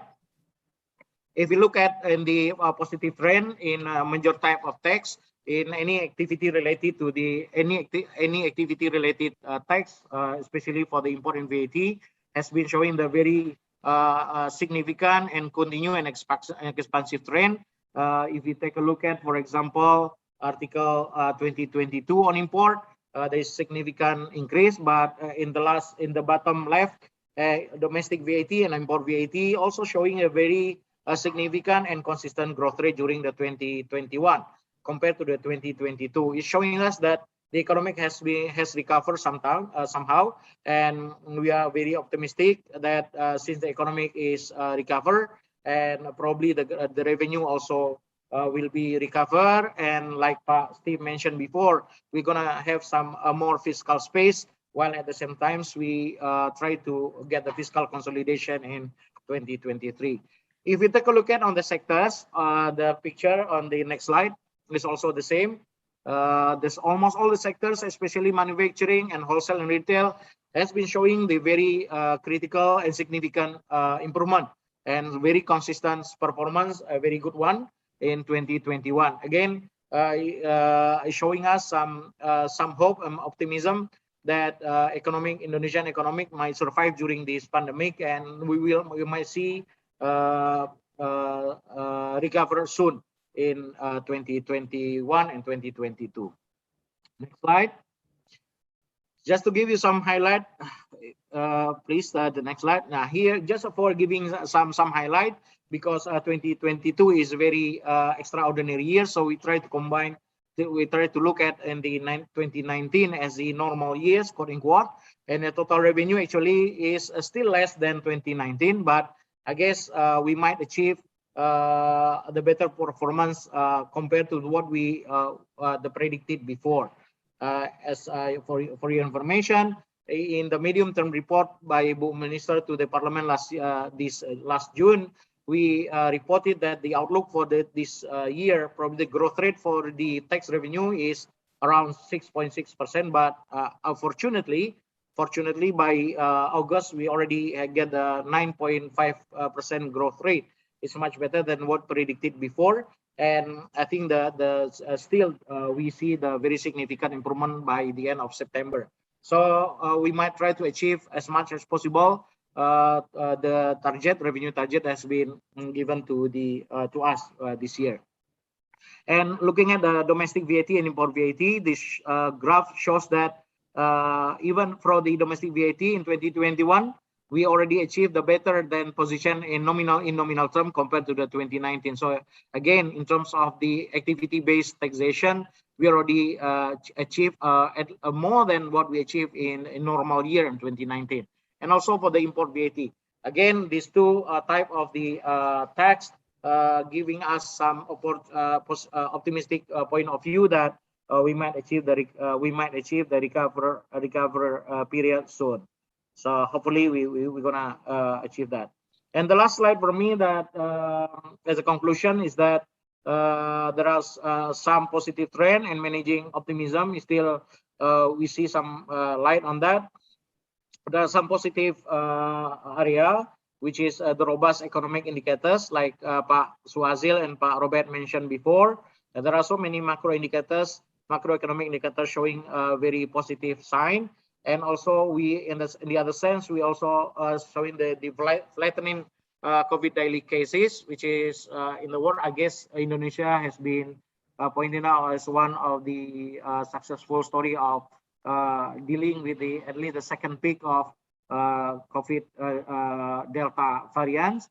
And also the third point is that Steve already mentioned about the solid global economic outlook, which is directly and indirectly affect also the Indonesian performance. And I mentioned previously that the strong tax performance and also supported by current reform bill on the HPP, tax harmonization law, which is the Pak Suha mentioned before. We expect also to give some additional revenue, and so that we can have some more tax revenue and tax ratio in 2022 and 2023, and probably will help us in achieving our fiscal consolidation with a budget deficit less than 3% by 2023. However, and the last point, we still have challenges that on the area of the COVID itself. There's still new variants might coming in, and also the mutation, so that we should be very careful, observe the development. And Pak Steve specifically mentioned about the uneven economic recovery, which is also very critical and very big challenges for us, and inflation, and also tapering issues in many developing countries. And also the last one is that the global economic stability issues. I think comparing between the positive and the challenging side, we still have some optimistic that in the 2022 and 2023, we might go better in the performance of the economics and the tax revenue, and so that we can have a smooth transition before we go to the fiscal consolidation in 2023, hopefully. Thank you very much, Bu Inge. Bu Inge, I'll give it back to you. Okay, thank you, Pak Yon. Well, yeah, ladies and gentlemen, Pak Yon show how taxation affected the pandemic and also strengthen what has been stated by our keynote speaker previously, that tax policy remain one of the incentive to support economic recovery. Tax revenue update also show that positive trend for major type of taxes, which is very good. And then PAN program also show that the government support, how the government support during the pandemic. Looking at the timeline of the responsive tax incentive, Pak Yon, for the digital official, the same as me, we could say that it is the long-lasting incentive, but of course, from the viewpoint of the taxpayer, it will be the contrary. Well, it's interesting to say to discuss about the tax incentive that has been given in Indonesia. Okay, thank you, Pak Yon, and all the speakers. Well, ladies and gentlemen, all participants, we now come to the discussion session. First, I would like to invite the participant who raised a hand, Ibu Heni Triana Hasibuan. Ibu Heni, do you have a question for one of the speakers? Can you unmute? Ibu Heni, are you with us?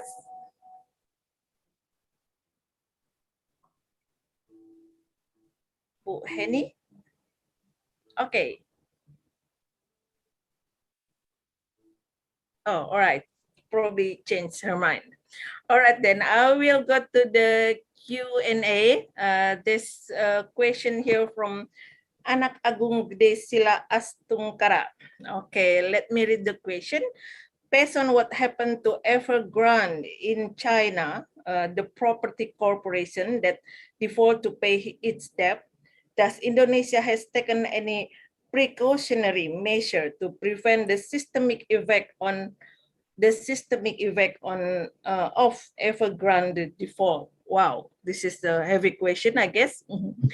Well, before I think Pak Yon or also Pak Robert can answer this question, but before that, Steve, do you have any experience or probably at Moody's, if you have research on this Evergrande in China, can you share with us, please? Mute, please unmute. Unmute, please. Okay. Got it now. Thank you. Yes, we've looked at the Evergrande situation. Of course, it's still unfolding. We don't quite know how it will play out. It looks like within China, the policymakers in China are doing their best to keep the spread of the financial impact from going broadly across many industries that supply the construction industry, and of course across households that have purchased homes but haven't had those units delivered yet. So the impact may be contained, if you will, and contained within the financial sector. With regard to Indonesia, in my view, the biggest impact could possibly be on demand for exported commodities out of Indonesia. That if the construction industry slows for a significant period of time, then demand for all kinds of commodities that go into either directly into construction or into the manufacture of components that go into housing, that could be felt in Indonesia, and that would be difficult because exports have been a really positive factor for Indonesia over the last year or so. Prices are high, commodity prices are high, but we've seen a little bit of the shine come off of commodity prices already because of Evergrande. So to me, that's the biggest risk for Indonesia. Okay, thanks, Steve. Pak Robert, would you like to add? Okay, I read some material from Mandiri. What they say is only 20% of the Evergrande debt is in marketable securities. Less than 20%, meaning from this debt, mostly is not in the market. It's not maybe private loan or something, or loan, something like that. That I read it. So it seems like the implications systemically in the financial market, at least, we will not be 100% severe like the total debt. Number two, there is always a belief, from what we see and also looking at the history of China, that Chinese leadership will always intervene. So there's a strong outlook or hope that the impact of Evergrande will not be like exploding as much as it can. There is always Chinese leadership intervene. So that would be, I would like to add. So only 20% of that is in marketable. Leadership may intervene. Maybe one more thing, I'm quite familiar in the involvement of Chinese economy in the Indonesian financial market. Most of the Chinese investment mostly are in direct investment in Indonesia. They are not so much in the financial market like securities, stocks, or even bond market. So maybe also that kind of limits the implications to Indonesia. Okay, thanks, Pak Robert. Pak Yun, would you like to add something? Yeah, just add some small point on that. I think like Pak Robert and Pak Steve mentioned before, that so far we observe the impact is not really so much, but I think what we need to do is just observing from time to time. We need to also very cautious on the Evergrande case and in other many big cases in the world, I guess, like the US development currently. But again, Bu Inga, we are very careful on these issues. But yes, like Pak Steve mentioned before, probably there are some impact on the real sectors, yeah, Pak Steve. But again, so far, based on our observation on the demand and for some commodity, for example, in Indonesia, it's not really affected too much at this point. But again, what I can say at this point is that we will carefully observe any significant development in the world, Bu Inga, like, because we are not connected, and in many other, even small cases in outside of the world can affect also in Indonesia. So I guess if it's not coming from the very real case, probably the trust issue might affect also the Indonesian economy. So again, we really observe this one, Pak Bu Inga, and I think that's what point that I can mention here. Thank you, Bu Inga. Okay, yeah, thank you all. Well, there's another question in the Q&A. It's from Pak Jeffrey Situmorang. A bit earlier, actually. Too early to put the question, Pak Jeffrey, but well, I read it anyway for all the finalists, I think. A one-size-fits-all inclusive growth tax reform does not exist. Yeah, I've read this one before. And by looking at the uptrending Gini coefficient since 1998, it seems that Indonesia has failed to carry its mission as mandated by the Constitution to utilize tax for the needed of the state for the greatest prosperity of the people. According to the optional income tax theory, it is better off for Indonesia to shift its approach to impose a net wealth tax, as COVID-19 has intensified existing inequalities, afflicting the poor and vulnerable communities the hardest. Pak Yon, I think you can comment on this question. Thank you, Bu Inge. This is a very difficult one. I guess we believe that the tax is one of many instruments that can be used to address the issue of the inequality, and another side, probably the expenditure side. What I can say in that point is that we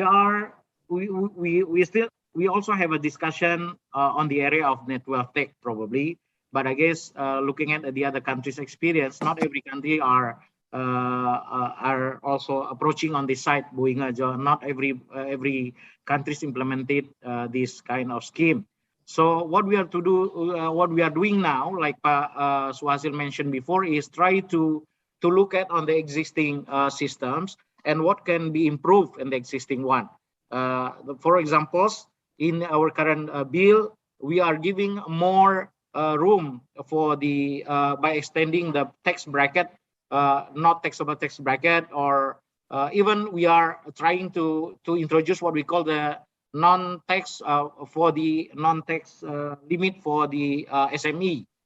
Previously, we don't have this kind of thing. So, like for example, for any SME, before we just implement 0.5% tax rate, whatever the turnover of the taxpayers. But in the new law, we introduced the 500 million rupiah limit, that if you are get the turnover less than that, you are not obligated to pay the tax. So I think this is why we approach the situation, giving up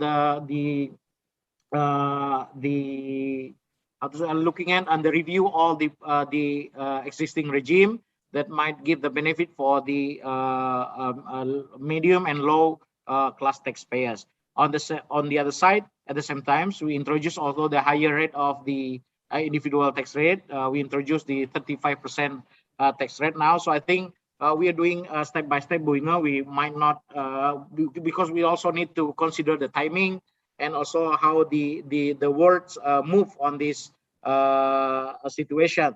So currently, Pak Jeffrey, we are approaching on the side, and I guess from time to time again, we might also review our current regime, taxation regime, while considering also the other countries doing. Probably we might we open for discussion actually on these issues, and EIE can be the very good counterpart if we would like to introduce the new scheme or the new regulation on that one. Probably we can have some more detailed discussion later on, Bu Inge, on these issues. Thank you, Pak Jeffrey, for the questions. Yeah, sure, Pak Yon. Yeah, I know it's not easy to please everyone, I think, but please be sure that the government will do its best to serve all the people. Well, again, I would like to invite all the participants. If you have any question for the speakers, please, this is the time for our discussion. Hang on, let me check. No more. Anybody want to raise a hand and then put your question directly to the speakers? Okay, there's one from Christina Baroga. How would you measure your proposed carbon tax or caps and trade system in terms of your SDGs? I think we're back to Pak Yon. But Steve, if you want to make a comment, please do. You're most welcome, and also Pak Robert. Pak Yon, please, you first, okay? Yeah, we put in like Oswa mentioned before, the implementation of the carbon tax is not really how to say. I'd like to make a point this one. The introduction of the carbon tax is not necessarily related only to one point of raising revenue side. But again, like Pak Suha mentioned before, there are also any other big purpose that we would like to achieve through the implementation of the carbon tax. And the carbon tax is not independent, but it's also related to the carbon trading. So I think all the instruments that we would like to introduce in this scheme is necessarily addressed for the Indonesian effort to deal with the climate change and also the SDG on the side. So this is what I can say, Bu Inga. The scheme itself is not really the tax on emission, but also encourage people to actively involve in the carbon trading, and also open up the space for the people to contribute more on this area. So again, I think we might see the impact later on. This is new for us. Honestly speaking, this is quite new for DGT also, and I think not many countries in the world already introduced the carbon tax and carbon trading. Only some developed countries that has been implemented this one. So I can say that, frankly speaking, we are learning also in the process of this one. Let's see in the implementation during the early stage what we lesson learned, what we might achieve during the 2 or 3 years early implementation of the carbon tax, and we'll review and probably improve from time to time the introduction. I guess the question is very good. The main purpose at the end is not necessarily to be the other tax revenue source, but mostly on the area of how we deal for the environmental cases in this sense. Thank you, Bu Inga. Yes, probably absolutely. Steve can give some insight on this. Sure, yeah, absolutely, Pak Yon. Steve, do you have any experience with the carbon tax? Would you like to share with us? Well, I don't have any direct experience with carbon tax, except to try to incorporate it into some of our modeling and looking at the forecast for economies going forward. It is quite remarkable that Indonesia already is embarking on this road for an emerging economy. The developed economies in the world have begun, but not many of the emerging markets around the world. So this is actually quite an accomplishment. But this will be every country around the world is learning how to execute on carbon pricing, on carbon trading, and so forth. And it's going to be 4, 5, 6 years, as Pak Yon mentioned, of just trying to figure out the most efficient way to go about this, both in terms of how you execute on the tax, what industries face this tax, and then also how to take that tax revenue and turn around and use it for, there are a lot of questions about how you use the tax revenue. Do you use it to encourage green industries? Do you simply return it to taxpayers? There's a huge question that I think nobody has really answered well in terms of how do you take advantage of that boost in revenue from carbon taxes. So the script has yet to be written. There's much to learn, and I think actually the positive news here is that Indonesia has started on this path and will be one of the leaders. Yep. All right. Thanks, Steve. Pak Robert, would you like to add some comment? No, I would like to pass on this one. All right then. Well, we have one participant again here. Raise hand, Pak Arles Ompusungu. Would you like to have the question directly to the speaker, Pak Arles? Can somebody help if Pak Arles can be unmute?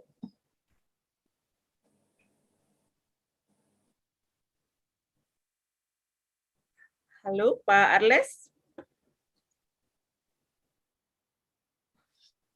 All right then, probably it's not allowed, or I don't know.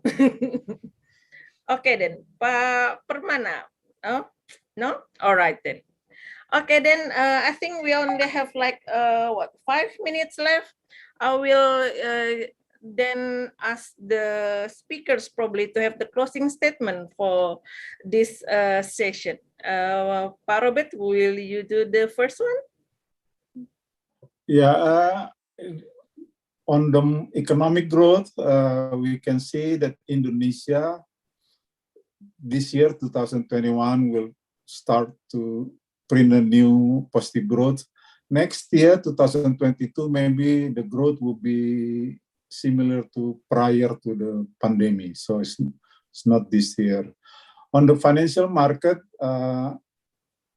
the onshore banking liquidity is ample, but next year we need to be more cautious because after economic growth positive, demand for financing would increase. I assume that credit growth would increase, therefore liquidity may be reduced in the onshore banking. But hopefully foreign investor would start coming in to Indonesia 2022 in terms of in the financial market. Okay, thank you, Pak Robert. Steve, do you have any closing statement for us? Yeah, allow me to add a few things. I wrote a few notes as Pak Robert and Pak Yon were speaking, and it seemed to me there were it came to mind 5 important points very quickly in terms of what to be sure of in terms of economic recovery. One, of course, is the continued acceleration of vaccination, so that when that next wave comes, the economic hit won't be so bad, right? That's imperative.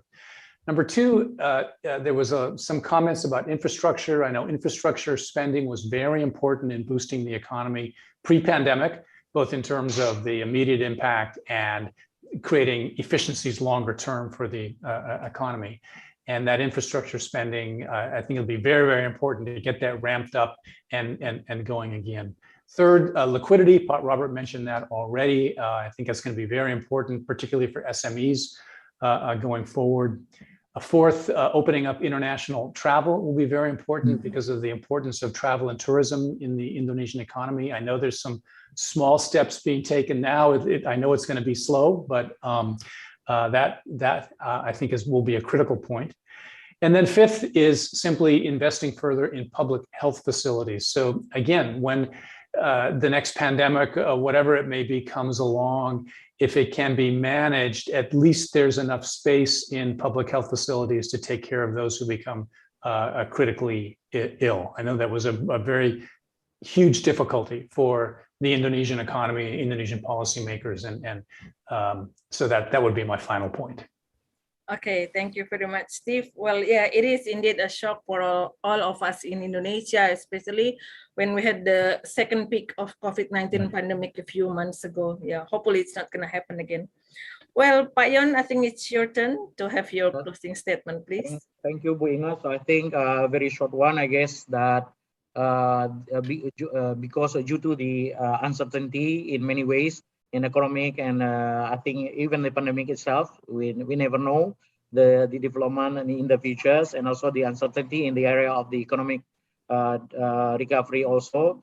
Then we believe the government will still play a very important role, what as we experienced in the last 2020 and during the 2021.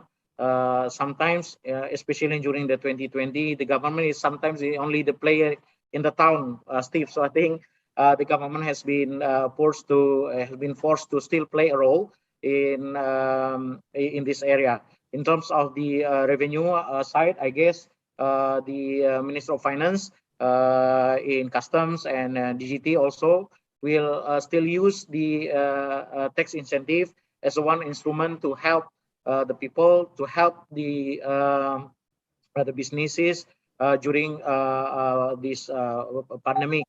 And we will use these instruments we'll try to use this as much as possible.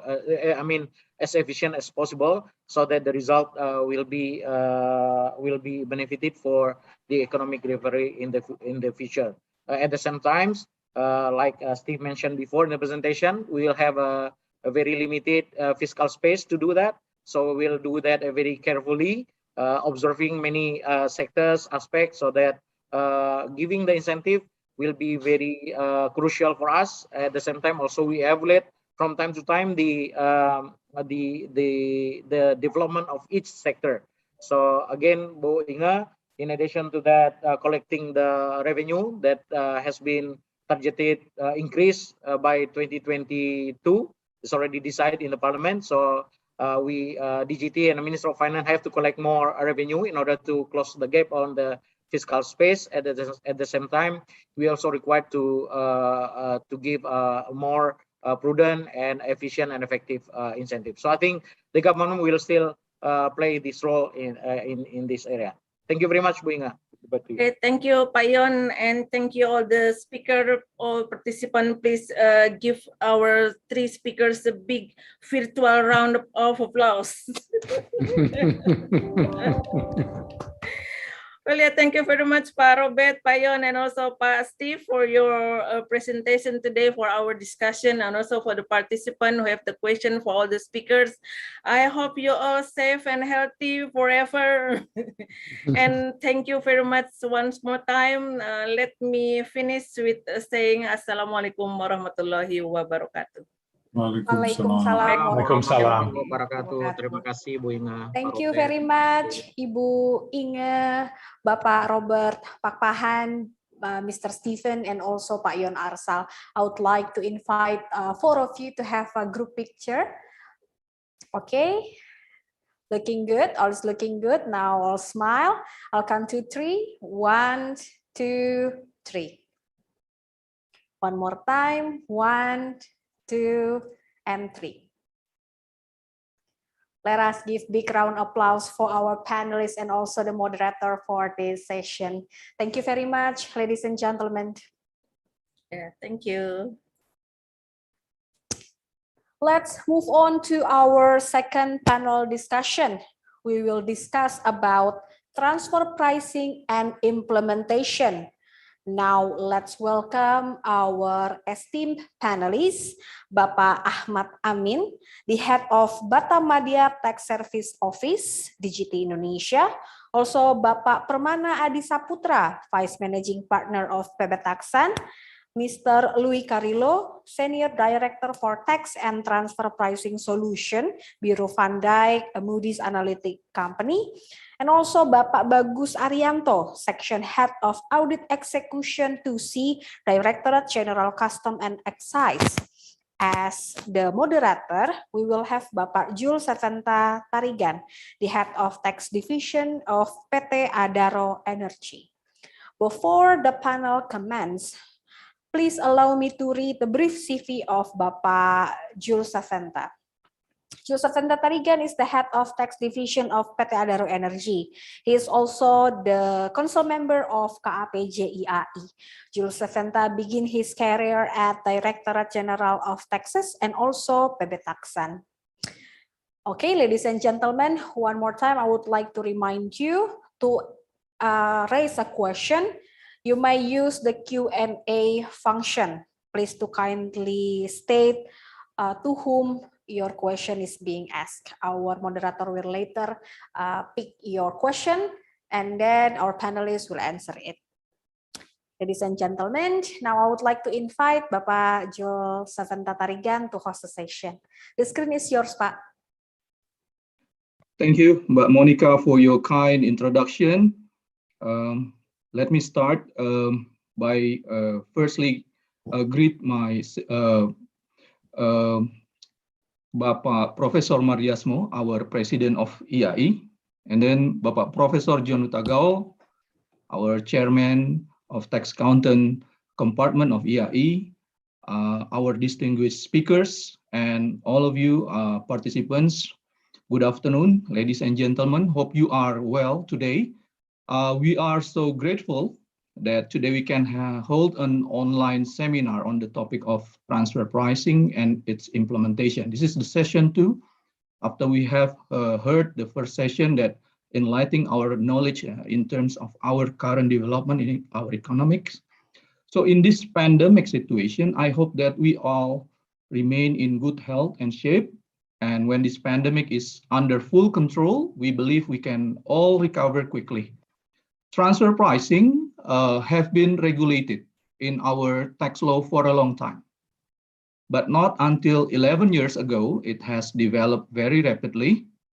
So nowadays, the issue of transfer pricing is widely studied, implemented by taxpayers, and tested by the tax office during the tax audit.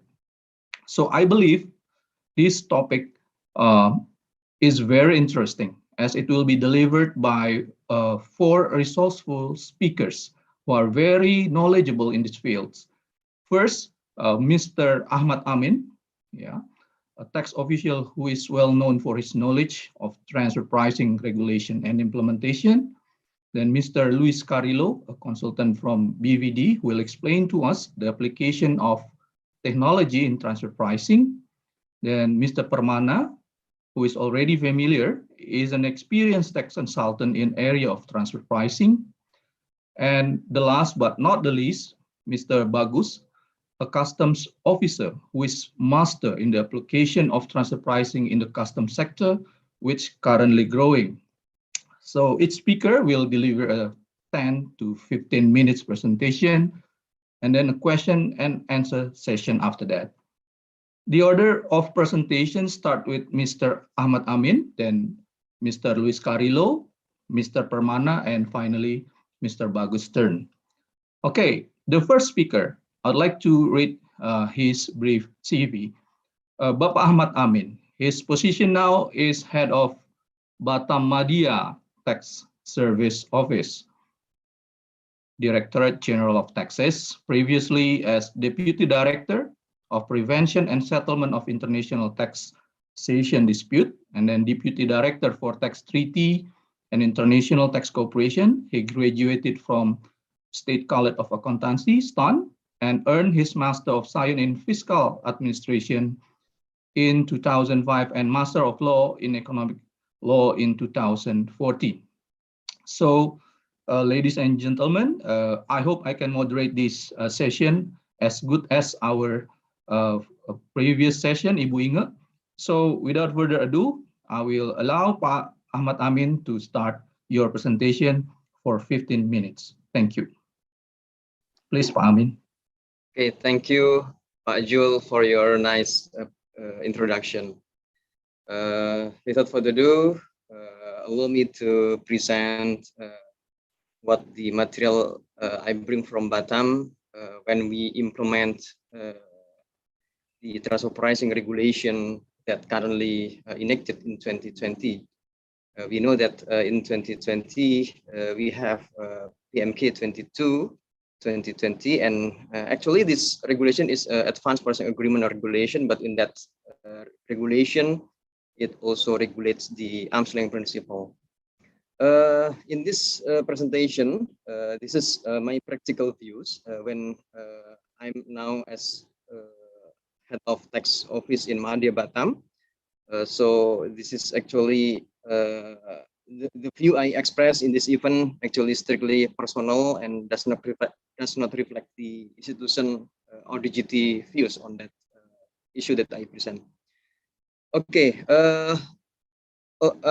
is it possible okay, going forward to the next slide, we know that this is the classical assumption regarding the transfer pricing, because the transfer pricing up until now still be assumed that it is the way to avoid tax that's very effective and safe. And based on the John Neighbor research, he found that 60% of what trade take place within the multinational enterprise. So that's why the transfer pricing become clear, important to analyze, and for the tax office or tax authorities, it is also one of the concern to be importantly handled. Then for the next slide, please.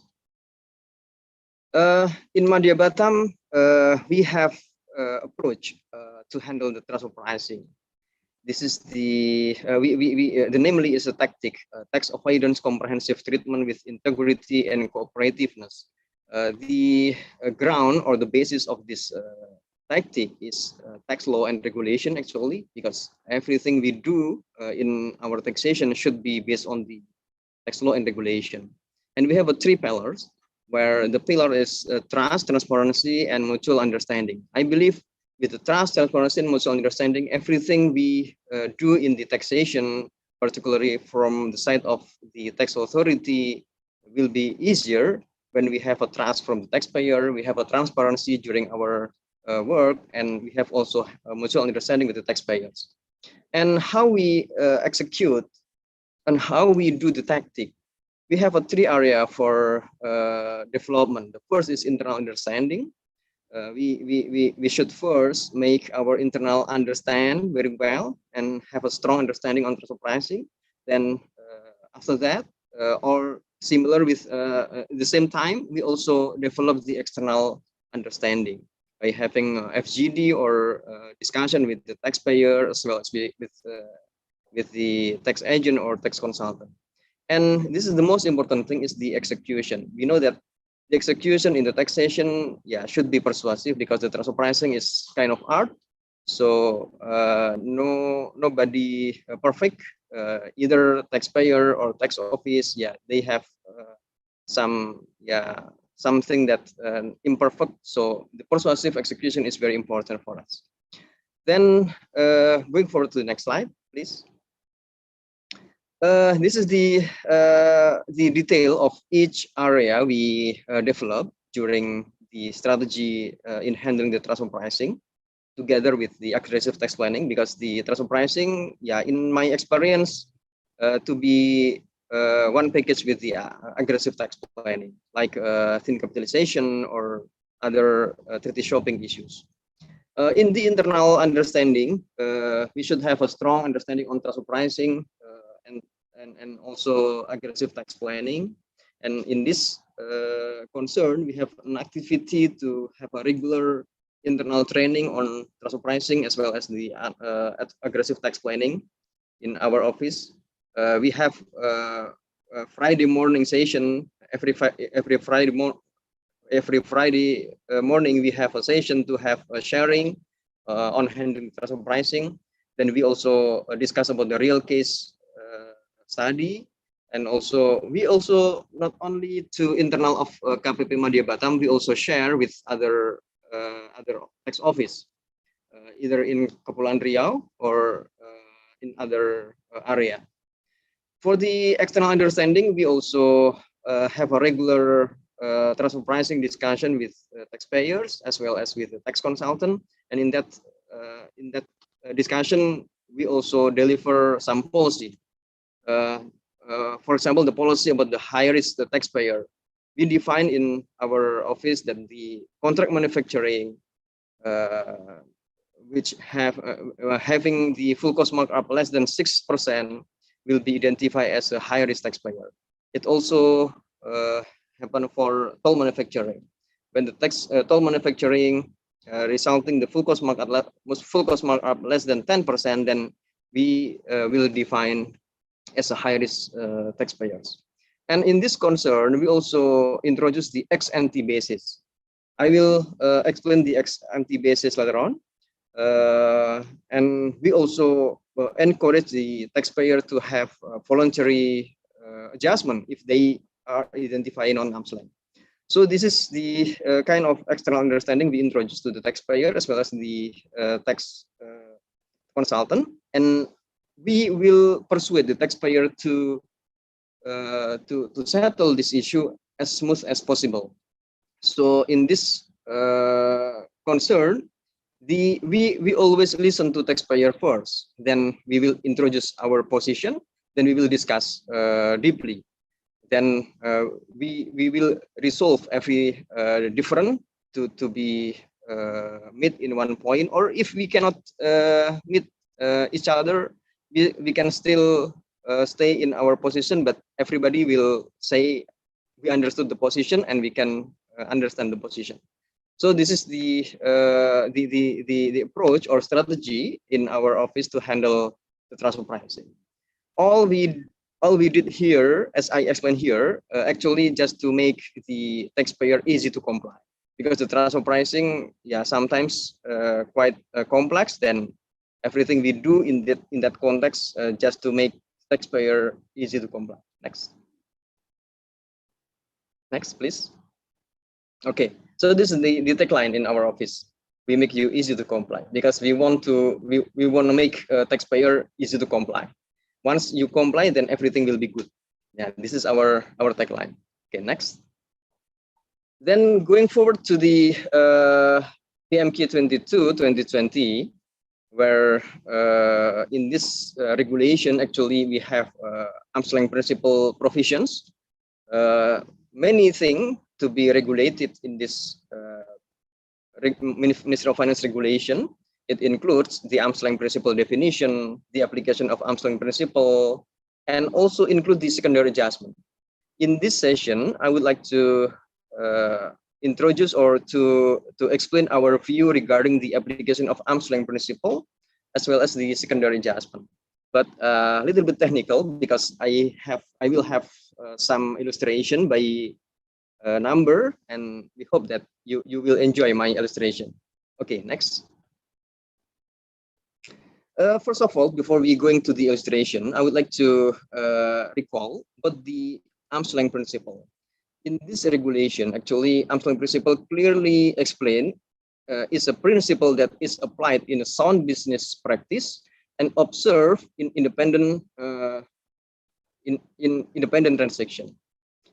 So how we apply the arm's length principle? We have a 3 points that we should understood. The first is based on the actual conduct. So the arm's length principle should be based on the actual, not only based on the contract, but also based on the actual conduct. And the second is to be applied at the time a transfer price is determined, or at the time of the transaction influenced by the special relationship is conducted. So this is the important, because this is the difference between the practice that already been conducted by several taxpayer or by several consultants, with the understanding from our side. Because when we apply the arm's length principle at the time of transfer price is determined, it means that we should make the ex-ante concept in our TB documentation. Now, we will not test the outcome from the transfer price, but we will test whether or not the setting of the price already been at arm's length. So this is the main point that we did during the transfer pricing examination. And the last but not least is it should be accordance with the steps to apply the arm's length principle as regulated in that regulation. So this is the main point that we should understood. And I think in the next slide I will explain what the ex-ante concept, as I already mentioned before. How does it work? And this is actually very important, because we should first understand from the paragraph 5.27 OECD TB guideline, where each taxpayer should endeavor to determine the transfer price based on information reasonably available at the time of the transaction. Thus, the taxpayer should give consideration before the pricing is established and should confirm at the time of filing its tax return. It means that before they have a price, before the taxpayer having a transfer price, I believe every independent party will have consideration when the price is as set and at invoice. So this is the basis of view that I will explain later on. Next. Okay. This concept actually already been also adopted in PMK 213, sorry, PMK 213 concerning the TB documentation. It is in Article 3 and then Article 4, and I believe you can compare what regulated in PMK 213 with the paragraph 5.27, and I think 90% already been adopted. So what regulated in PMK 213 actually in line with the international best practice. Next. Okay, let me begin by giving you some illustration regarding the arm's length setting price based on the CAP method. Please assume that there is a manufacturer, they have also a distributor, and the manufacturer and distributor is related parties. They have a price $100 per unit, let's say, and they have also the pricing policy is the quartile 2 or median of comparable actual price of week prior to the transaction. Let's say for this concern, the taxpayer being audited, the manufacturer being audited, then they will show how they set the price. based on the ex ante concept, they will show from what the 100% to be determined. They will show that the 100 US dollar determined by using the comparables expressed in the left side, comparables A1 until A5, and resulting the arm's length range from 97 to 100. So it confirmed that 100 is at arm's length because adapted from the quartile 2 or from median of this arm's length range. Then we come into the right side. When we see the right side is the price at the week of transaction. We know that the arm's length range resulting from the week of the transaction is still 100 to 103. Yeah, and fortunately it is still in the range. So based on the ex ante in the left side or in the exposed in the right side, yeah, still in line. But what happened if the different situation happen? Next slide. Yeah, for example, the manufacturer in that concern, they have the price from the week prior the transaction is from 97 to 103. Based on the ex ante concept, so 100 US dollar is still at arm's length. But how if we compare with the price at the week of the transaction? It price fall outside the range because the week during the transaction resulting the arm's length range from 101 to 103. It means that 100 is outside of the range. So based on the exposed, 100 transfer price should be adjusted to, yeah, would be 103 as a median. So this is the concept of ex ante that really different with exposed. Yeah. Then what happened if we have a different situation in this next slide, please, next slide. Okay, this is the situation where the manufacturer transfer price 100 US dollars. When we compare with the week of before or prior the transaction, resulting the price outside the range, where the price during the week prior this transaction is 102 until 103. It means that the transfer price is fall outside the range. Then yeah, we should make adjustment. Even the price still fall in the range in the week of the transaction, because in the week of the transaction, the arm's length price is 100 to 103. So this is the different concept that resulting the different outcome. So the ex ante concept I introduced from this concept.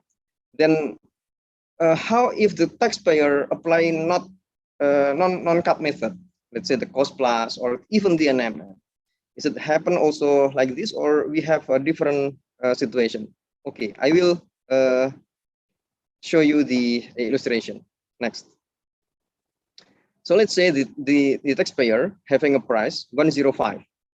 This is the manufacturer, and 105 to be adopted from the pricing policy total cost plus 5%, where the price happened here based on the standard cost 100 and markup 5%. So the price is 105, where the markup coming from the arm's length range, let's say from 4 to 6%. Based on this pricing policy, then the company having financial report, and they will book the actual cost in that fiscal year. And finally, in 2020, the taxpayer to be audited, then they present the TB documentation. If the taxpayer having the ex ante concept, so they just to show from what point the 105 price, transfer price, to be set. So whatever the result of the profit, it is not the concern from the ex ante concept, because the ex ante concept will have a concern about how to set the price, how 105 to be set. So in this concern, let's say the price is in the actual price 105, and the actual cost as standard cost is 100, then the profit is 5. So it means that it is still confirmed. How come if the if the actual cost is increased, not 100 as standard cost, they will only have a profit 2. So based on the ex ante concept, even the profit is only 2, below than 5% of the total cost, no issue about the transfer pricing as an arm's length, because the concern is 105, where whether or not the 105 as a transfer price is at arm's length. Not the concern. The concern is not the profit. So this is the big difference between ex ante compared to ex post. And it is also happen when the taxpayer having efficiency, so the actual cost is lower than 100, then they have a profit more than expected, as is 7. So the taxpayer cannot claim that, yeah, it should be decreased by having some transfer pricing adjustment, because the higher profit coming from the efficiency did by the taxpayer.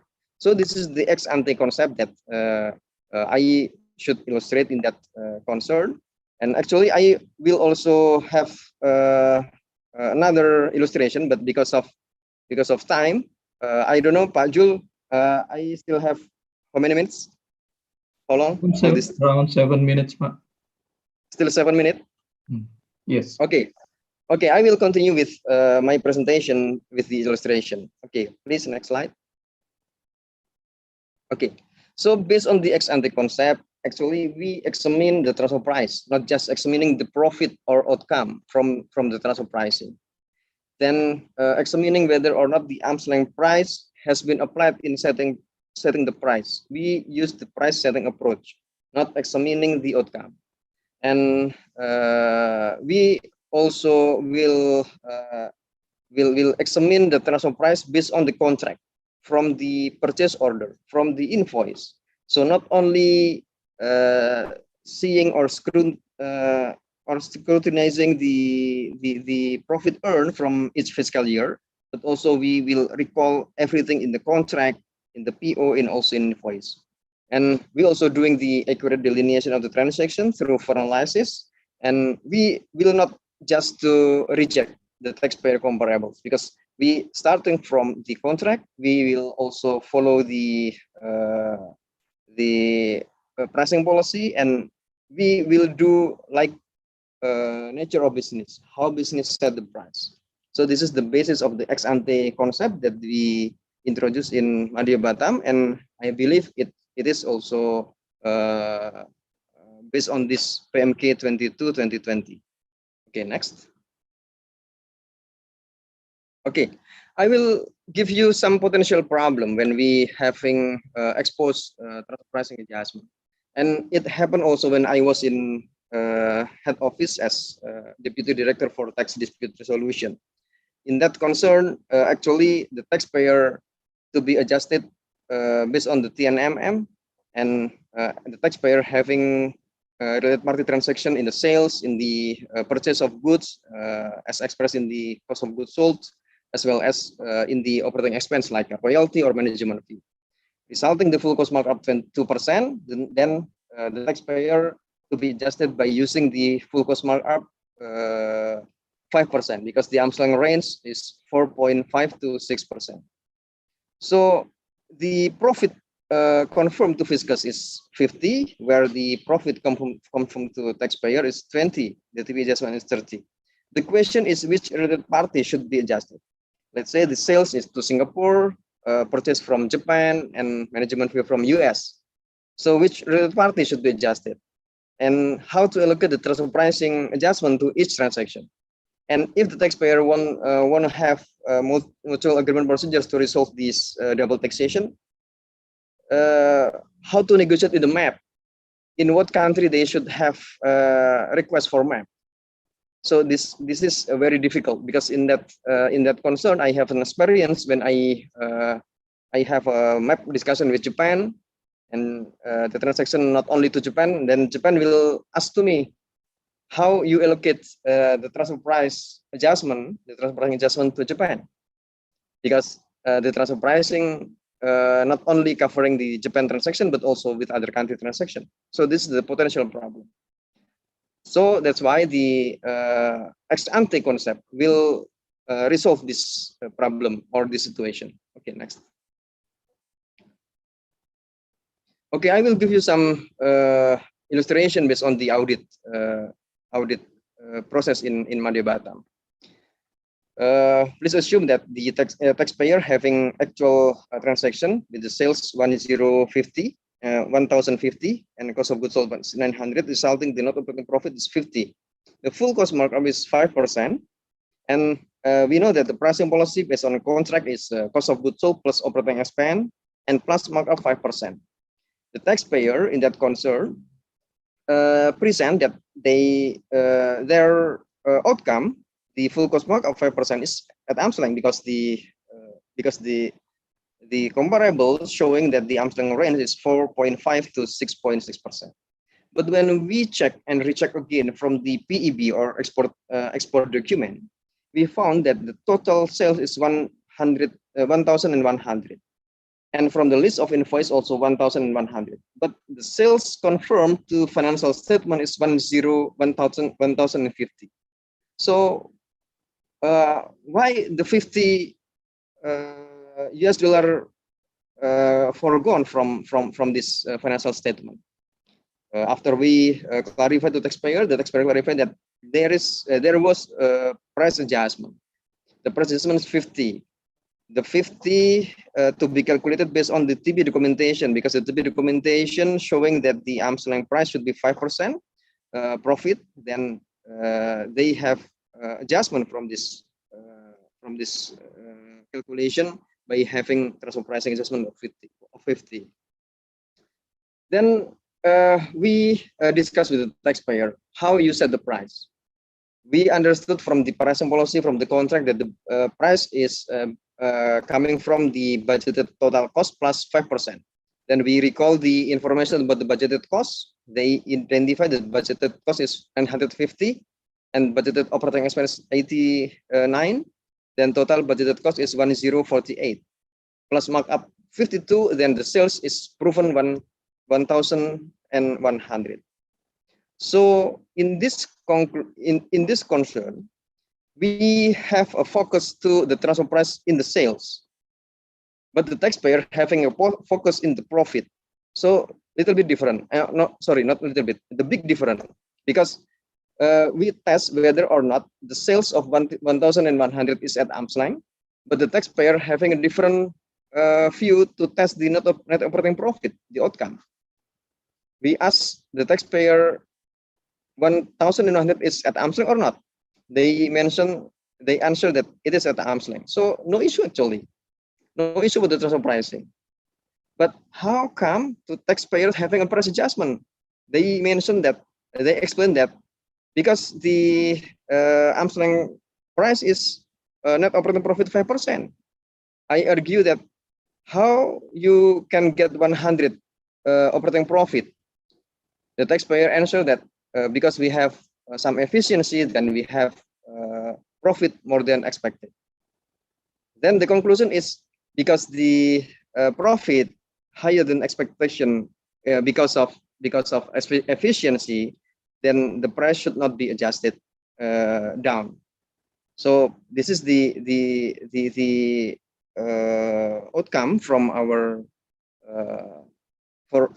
examination during the audit, and finally the taxpayer understand and agree with that. So this is the approach we introduced in Madya Batam when we handle the transfer pricing, and some or majority taxpayer in Madya Batam can understand this issue, and most of them agree in with the transfer pricing adjustment coming from Madya Batam. Okay, next.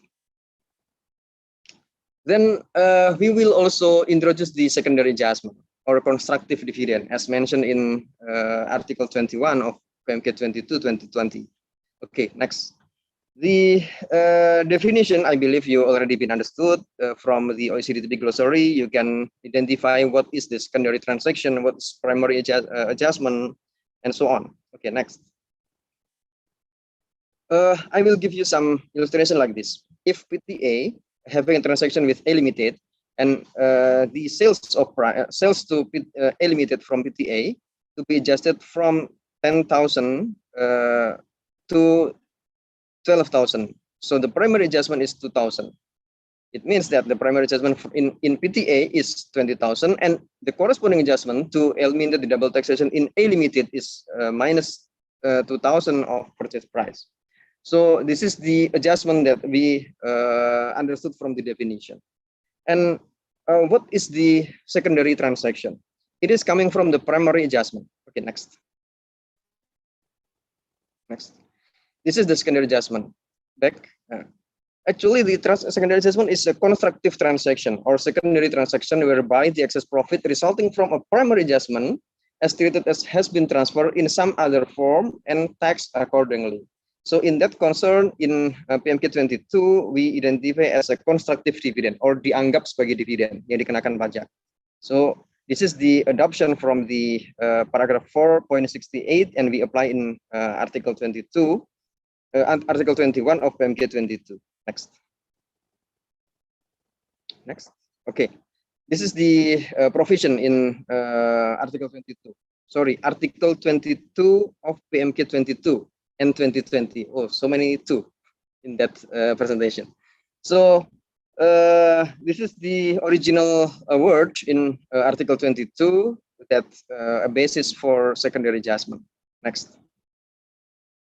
I will give you some illustration. Let's say for the service fee. Let's say at commercial 50 to be paid to related parties in other country, let's say. And based on the arm's length principle, the fiscus having adjustment to be 20. So the fiscal adjustment or transfer pricing adjustment is 30. In the original bookkeeping, the taxpayer recorded the service fee expense is 50 and bank or cash or account payable is 50. We know that based on this arm's length principle, the service fee should be 30. So if we use the journal accounting as an approach, we know that the service fee expenses will be credited. But the question is there any debit of bank, cash, or account payable to recover this adjustment? So this is the situation. Because of no recovery from this non-arm's length amount that already been transferred to other related parties, then it defined as a constructive dividend. Okay, next. Okay, it's also happened for the sales adjustment. Let's say at book the taxpayer already recorded 10,000 billion US dollars or rupiah. Then as fiscal, based on the arm's length principle, it should be 12,000. Then the fiscal adjustment is 2,000. Based on the accounting, I believe the taxpayer already recorded a bank, cash, or account receivable 10,000, and the sale is 10,000.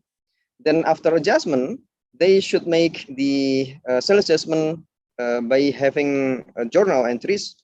Sales at credit 2,000, but the question is there any bank, cash, or account receivable to be debited in that journal?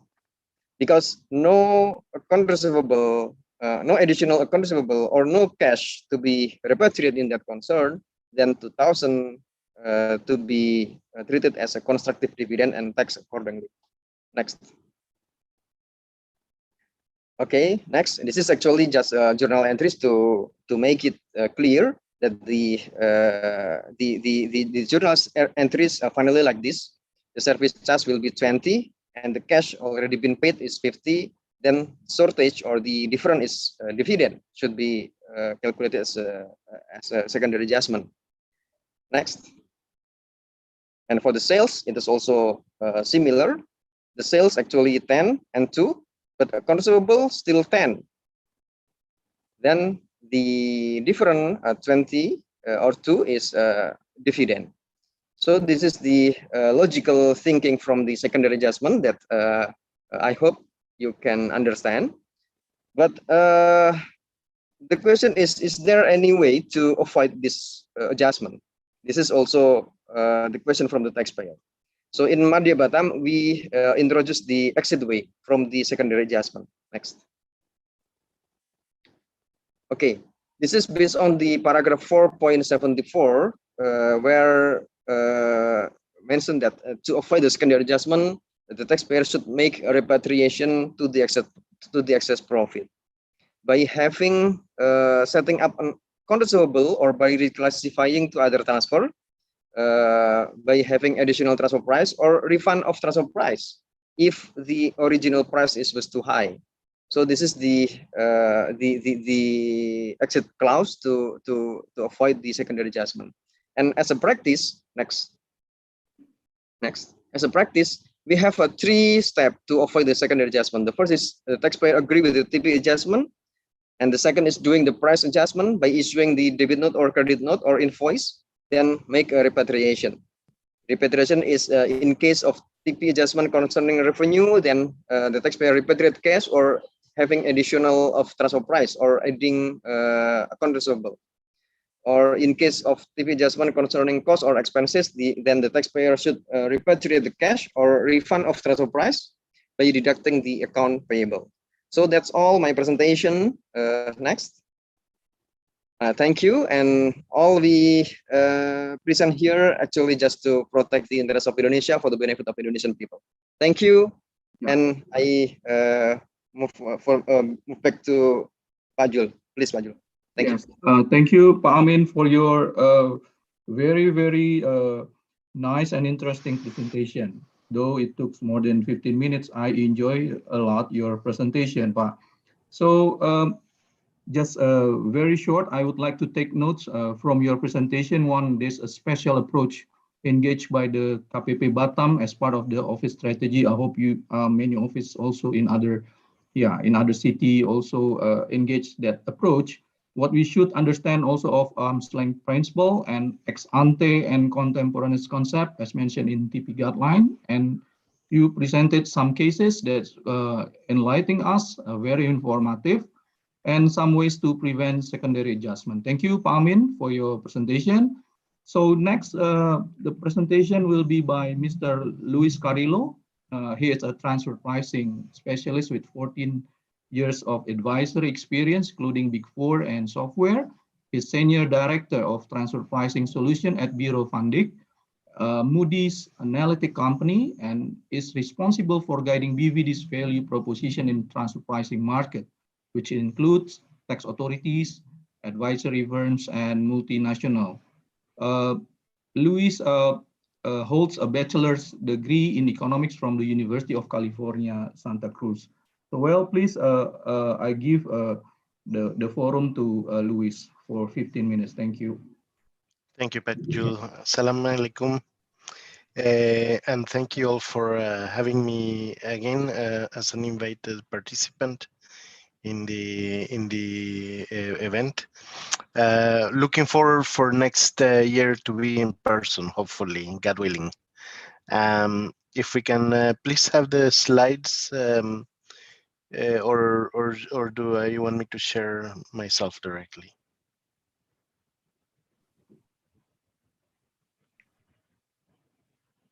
Yeah, we will share the slides, please. Okay, perfect. Thank you so much.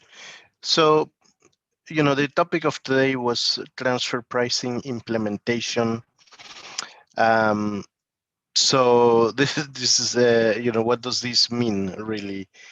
So I figured, you know, because it's such a broad topic, I wanted to maybe share some perspectives of what this means from a tax authority perspective, from a taxpayer perspective, and then the role that technology has in implementation of transfer pricing and policies, etc. So if we go to the next slide, really the main issue here is that again, transfer pricing implementation can mean so many different things. Are we talking about implementing policies? Are we talking about implementing changes in legislation, or about implementing systems and processes to manage transfer pricing? So these are different things that come to my mind when I hear transfer pricing implementation. One of the things I wanted to really focus on is the fact that the way implementation happens really depends on the type of organization that we're talking about. So I think if we go to the next slide, when we look at tax administrations, they go through a very long process when it comes to implementing changes and implementing different initiatives around taxation. I think one of the more recent examples is really the OECD's project on base erosion and profit shifting. Most countries around the world have adopted many elements of the BEPS action plan. Everybody has adopted in different manners, but as far as implementing, for example, BEPS, this is a very long and complex process that has occurred with many tax administrations. One of the first challenges that are faced is, of course, understanding how the proposed recommendations that the OECD issued in the final report on BEPS and the different updates from then can be aligned with the legislation domestically in each country. So when it comes to transfer pricing implementation and the impact that this new BEPS process have brought online is really key, because it's really changed the way that transfer pricing is analyzed to begin with. So one of the biggest changes in the way BEPS has affected transfer pricing analysis and how transfer pricing is implemented is because it has moved away from being a transactional topic, company A sells to company B, and just analyzing the transaction, to a much more broader, wider topic where we look at the corporate group as a whole, and we look at the activities in each of the subsidiaries of the group to understand the value that each subsidiary bring into the process, to have a much more accurate measure of the allocation of profit in the right place, in the right country. So this complete shift in the way transfer pricing is analyzed is really reflected, is at the heart of the BEPS project of the OECD. So of course that then means, okay, how do we take these things, these recommendations, and how does this align with the current legislation in the local country? What changes have to be made to the legislation? Are there any areas where there is conflict with existing or previous legislation, etc.? And also, of course, understanding, how is this going to be actually put in place in reality? So the first phase from a tax administration's perspective, when you try to implement transfer pricing changes or transfer pricing updates, that's one of the key things they have to do, is the alignment of the legislation and understanding how this all will affect the current framework.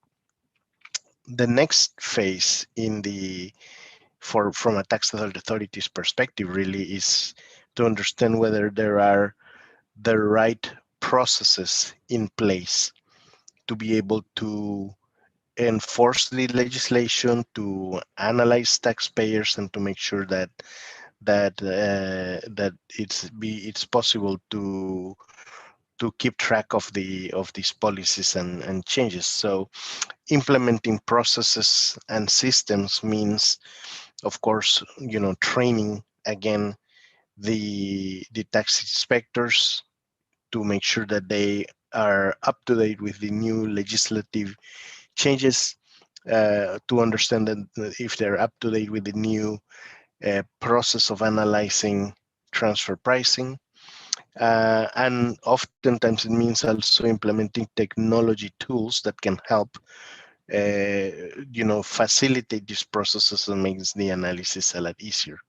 One example is the electronic submission of country by country report data. Country by country report data is in most countries now. You can submit the country by country report electronically into the tax authorities portal. So that means they had to make an investment to create a portal in their web, in their intranet, to be able to receive the taxpayer data in accordance with the OECD XML schema, and receive the data and then to be able to analyze it. So the amount of work that has to be done from a tax administration's point of view in implementing these changes is quite significant. And it's not always without challenges. There are always many problems with these kind of IT implementations. You have to make sure that you have the right information from the taxpayer, that it is in the right format, that the taxpayer record that they receive can be properly matched with the internal taxpayer record that the tax administration has, and that they're able to then analyze the information. So once you have all these systems in place and you can use this information accurately, the tax administration is then able to conduct risk assessment of taxpayers, to analyze if the declarations they receive from the taxpayer, if all the documentation is in line with the new legislative framework and is following the correct approach. And this often involves, again, doing very granular work on taxpayers. Oftentimes tax administrations rely on big data analytics. They rely on data banks or data warehouses where they combine all the taxpayer information that they receive from the tax declarations with external data they receive from banks, from pensions, from data vendors like Bureau van Dijk, who provide information on the complex ownership structures of the full corporate group. And all this information can give the tax administration the visibility necessary to be able to examine what risk taxpayers have from a BEPS point of view. So they're able to analyze, the taxpayer fully declare all the connected entities. Is the profit, the sales, the related party transactions, the assets, the employees, so on and so forth. Is that all being fully disclosed in the CBCR data? Are we missing information? If we go below 50% ownership, do we discover more relevant data that can help assess taxpayer risk? So all of this is part of the TP implementation process that many governments have had to go through as a result of BEPS. And of course, this tax risk assessment ultimately results in audits, examinations and reviews to look at taxpayers in specific taxpayers in more detail. and some of those cases obviously result in additional taxation on the part of the taxpayer. And the final point of this whole implementation process is to review the policy impact that these changes have had overall. These legislative changes result in a greater level of tax collection. Did these changes reduce the taxation gap, the gap between what should be collected versus what is actually collected? And ultimately, all of these policy reviews will affect future legislation and future system processes. So that's really the complex cycle that we see with tax administrations when it comes to changes and transfer pricing implementation of those changes that takes place. I think moving back to a more common day-to-day situation, if we go to the next slide, we can see really what the same change in topics of the outcome of the BEPS project. How does this affect taxpayers? How do taxpayers implement transfer pricing policy changes as a result of base erosion profit shifting? So again, this is a very complex process that most multinationals have had to go through. Especially, obviously, we're speaking about very large corporate groups that are subject to BEPS, so companies that have global sales of $1 billion, so 750 million euros, the threshold. Some countries have lowered the threshold to capture more companies that should be subject to these BEPS changes. But basically, if your company is affected by BEPS and you have to comply with Action 13, then that means that you have had to do a very big implementation project to ensure that you comply with these new legislative changes. So the first step, of course, is to see what impact these changes have on the company's transfer pricing policy. And like I said before, one of the first major changes that many corporates have had to make is really to adapt their transfer pricing framework away from a transactional approach where, just setting the price between company A and company B, or, this company provides a service, what's the cost plus markup for that specific transaction, to a more broad global view of the interaction of all the entities between one another from a supply chain or value chain perspective. So that has had a big transformational impact in many multinationals. They've have had to reevaluate the TP policies because maybe the historical TP policy provided a good result from a transactional point of view. But when you look at the full value chain, these policies do not recognize the full value of the local subsidiary in the specific country. So the impact of these changes on the TP policies of a multinational are definitely the first step. The second step is, and if people can put their mute button, that would be great, please.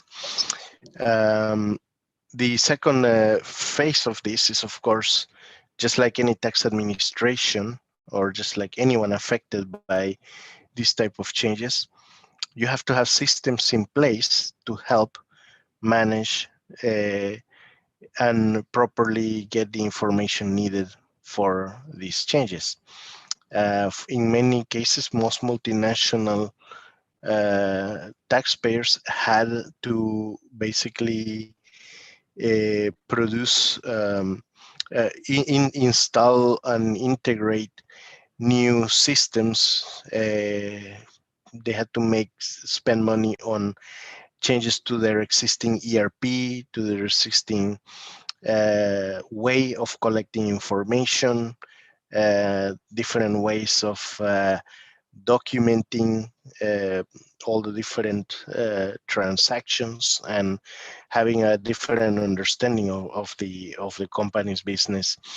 And of course, that those changes imply working very closely with your tax advisors to help understand the value chain of the business, to help understand where value lies and where the functions and risks rest, so that proper profit can be allocated to the right place. So these changes in policy affect the changes in the way the company systems are set up, the way the processes are set up, and it changes the way documentation is managed as well.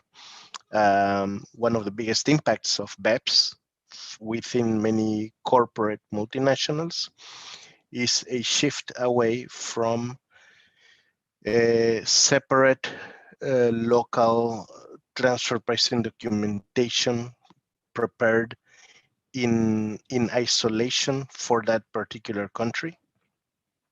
Whereas today, I think more and more multinationals prepare the transfer pricing documentation using a more centralized approach, focusing on the collecting of information centrally at the company's headquarters, collecting all the facts, preparing all the write-ups, all the functional analysis, all the benchmarking analysis in one single centralized location, and disseminating that information downward to the local subsidiaries.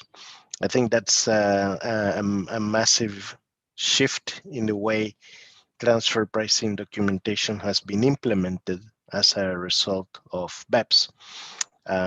So, it's becoming more difficult to manage transfer pricing risk if you're still operating in a very decentralized manner, where the local subsidiary does the local TP documentation with the local tax advisor. That usually results in more transfer pricing risk because governments now share information. Governments can access the TP documentation the company submitted in a different country.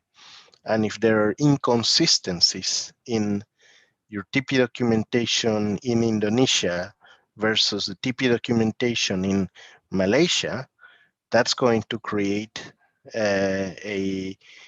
it's going to bring many questions, and it's going to result in a lot more time spent in audit defense to explain why the inconsistencies happen. So if you manage your transfer pricing centrally from a HQ perspective, then you're able to have a more consistent approach to documentation. You reduce the risk of different people giving a different interpretation of the facts and providing different results, which can again create nothing more than problems. So yes, time is up. Can you wrap it up? Absolutely. Yeah, we'll finish up very quickly. So, the other big change here is really the change in the accounting systems. So again, most corporates, especially with CBCR, that became a big impact on the way companies had to manage transfer pricing implementation. They had to implement new systems to collect the data correctly from the accounting systems.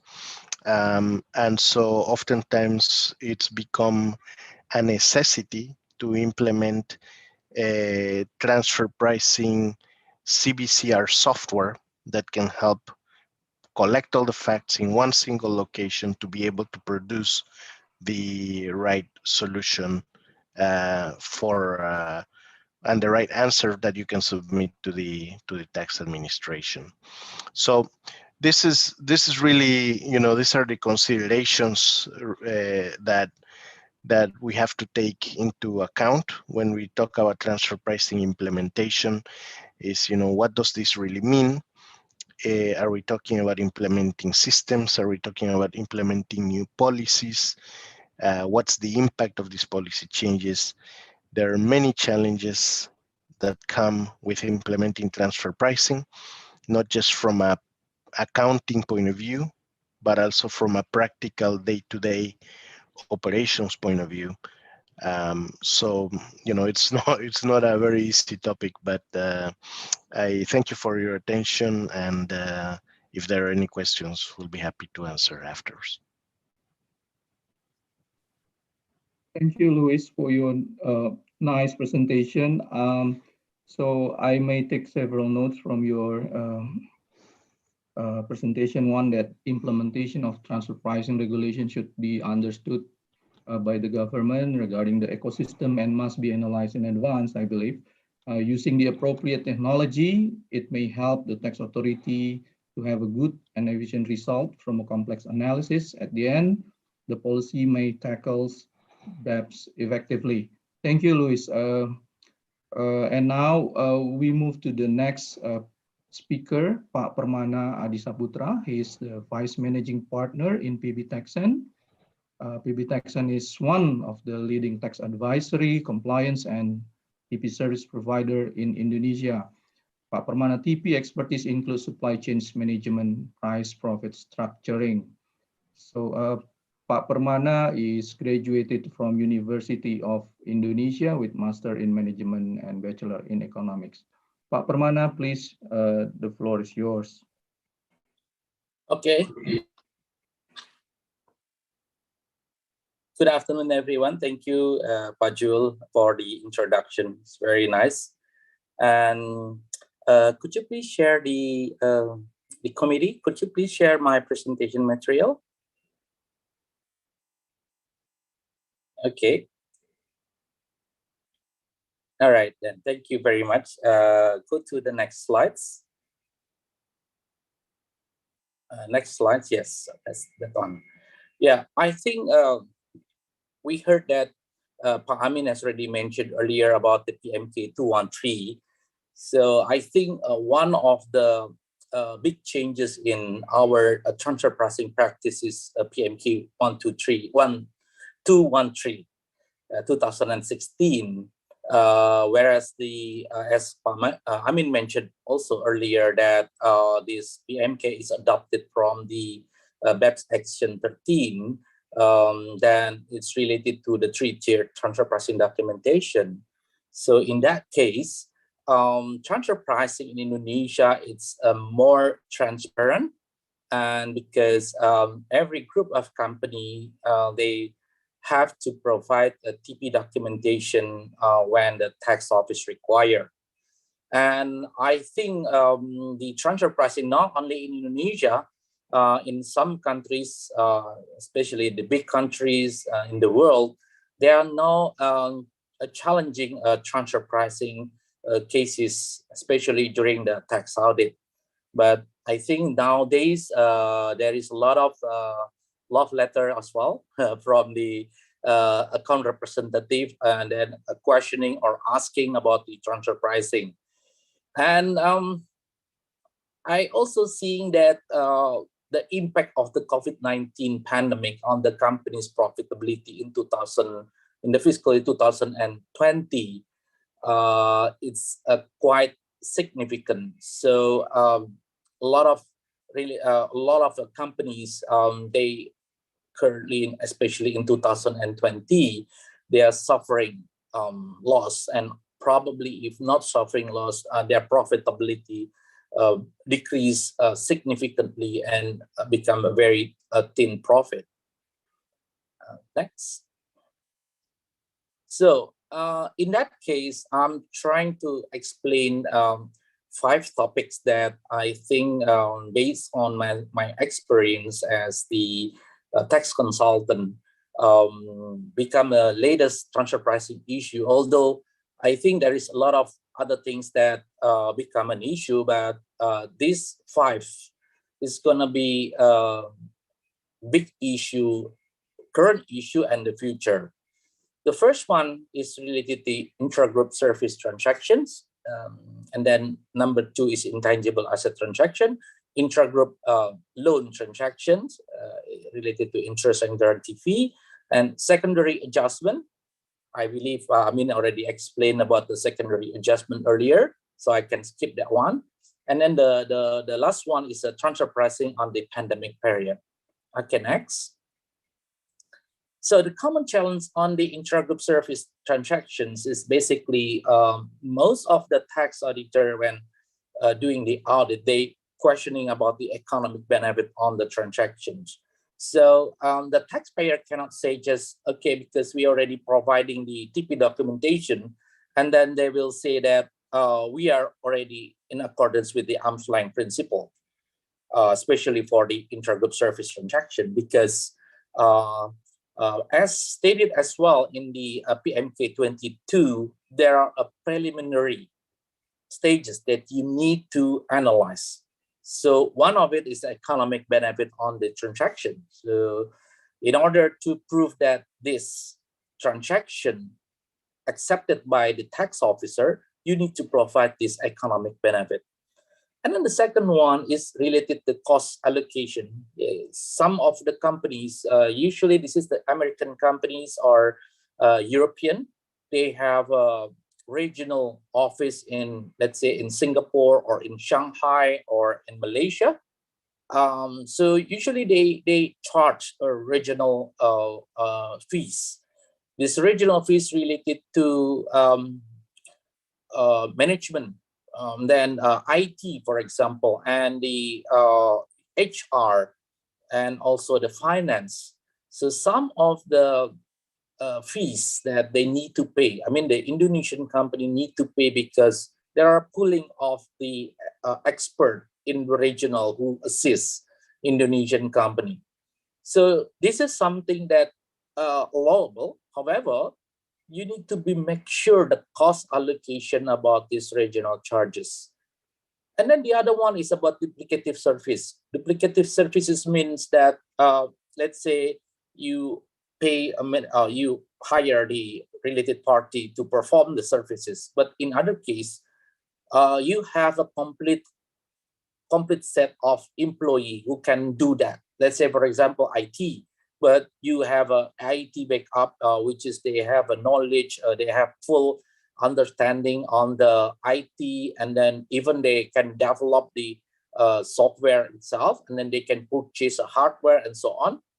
But then you still required, or you still hire the related party to perform this IT service, for example. So you need to justify what kind of scope of work done by the Indonesian company and what kind of scope of work done by the related party, in order to explain to the tax office that this is not a duplicative services.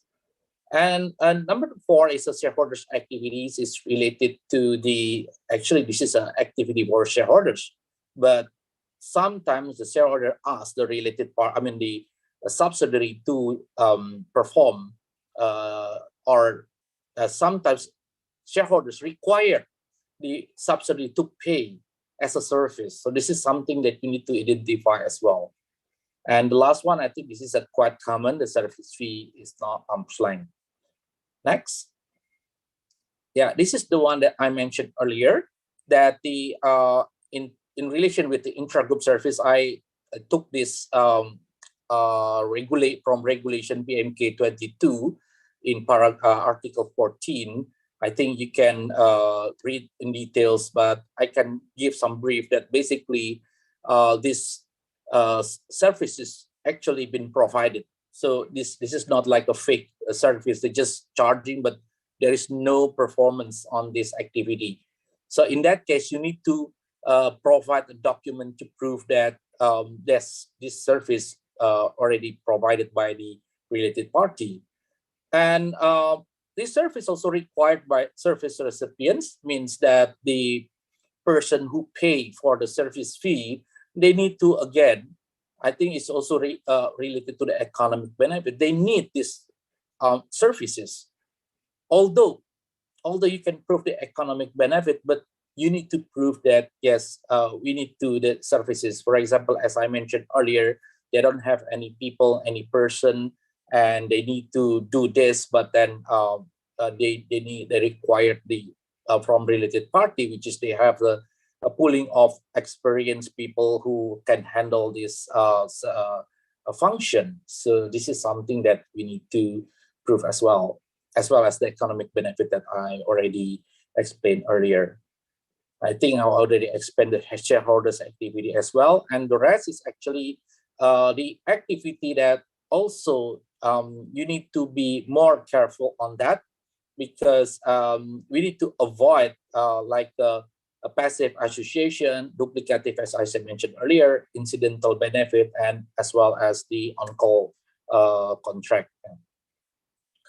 And if you didn't pass this preliminary stage, it's basically you're not in accordance with the arm's length principle. It means the tax auditor may make total adjustment on this transaction. Okay, next. Yeah, this is a common challenge on the intangible assets transaction. Usually, based on my experience in the current situation, is royalty rate, which is being challenged by the tax office because of too high. For example, the royalty rate is 10%, and then based on the tax office assessment, they said it's only 3%, for example. That's something that usually happen during the tax audit as well. And something happened, I mean. And then the last one, the economic benefit on the transaction. Let's say this intangible asset related to the trademark, for example, or for the know-how. So the tax office usually asking about the proof of this transfer of know-how, and how this know-how will help the taxpayer in conducting or in performing their business. Okay, next. Yes, this is the same with the intragroup services, which is we have a preliminary stages on this. So there are the existence of intangible type of intangible assets should be clear. The value of the intangible assets. The parties who have intangible assets legally and economically, and use or right to use the intangible asset itself. And I think this is the concept of DMP. And the last one is economic benefit, as I already explained earlier. Okay, next. Yeah, the common challenge on the intragroup loan transaction usually is related to the interest rate. It's not arm's length. So the tax office using the interest rate based on the, let's say, the data that they receive from the market, but then the taxpayer using the data from the, let's say, for example, related party who has the transaction with bank, for example, or vice versa. The tax officer the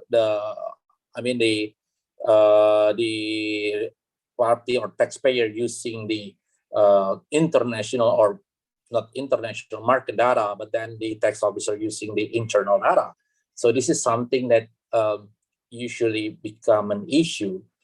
And also this is for, it's a quite, what we call it, it happened in the local to local transaction. Usually some of the companies, they don't have any, they have a transaction, loan transaction, but there is no interest. So this is also the common challenge on the intragroup loan. And the last one is equity negative. I think also mentioned stated about this as well. Okay, next.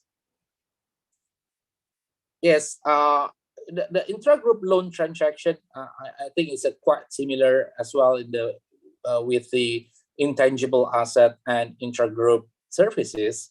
And these three, we call it as a spatial transaction. So they also have a preliminary stages for the transaction related to this loan. So like this loan is in accordance with the substance and actual condition and needed by the borrower, and then used to obtain, maintain, and collect income in accordance with the provision with tax and regulation, and also fulfill the characteristic of loan. And the last one is provide economic benefit to loan recipients. Next. Yeah, this is the characteristic of loan based on the PMK 22/2020.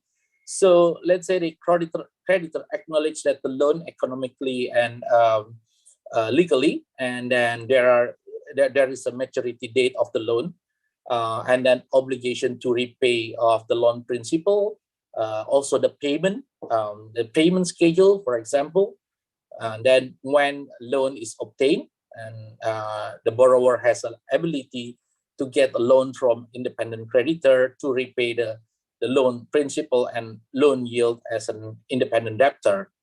It's based on the loan agreement made in accordance with the applicable tax law and regulation. And then there are legal consequences if the borrower fails to repay the loan principal and also the interest. There is a collection right for lender as an independent creditor. Next. Sorry, I think before going up again. Sorry. Yeah. All right. Before this, actually, I have slides for secondary adjustment, but Pa Amin has already explained about the secondary adjustment in depth, and is very nice presentation of Amin. So I skipped that explanation to the TP challenge during pandemic.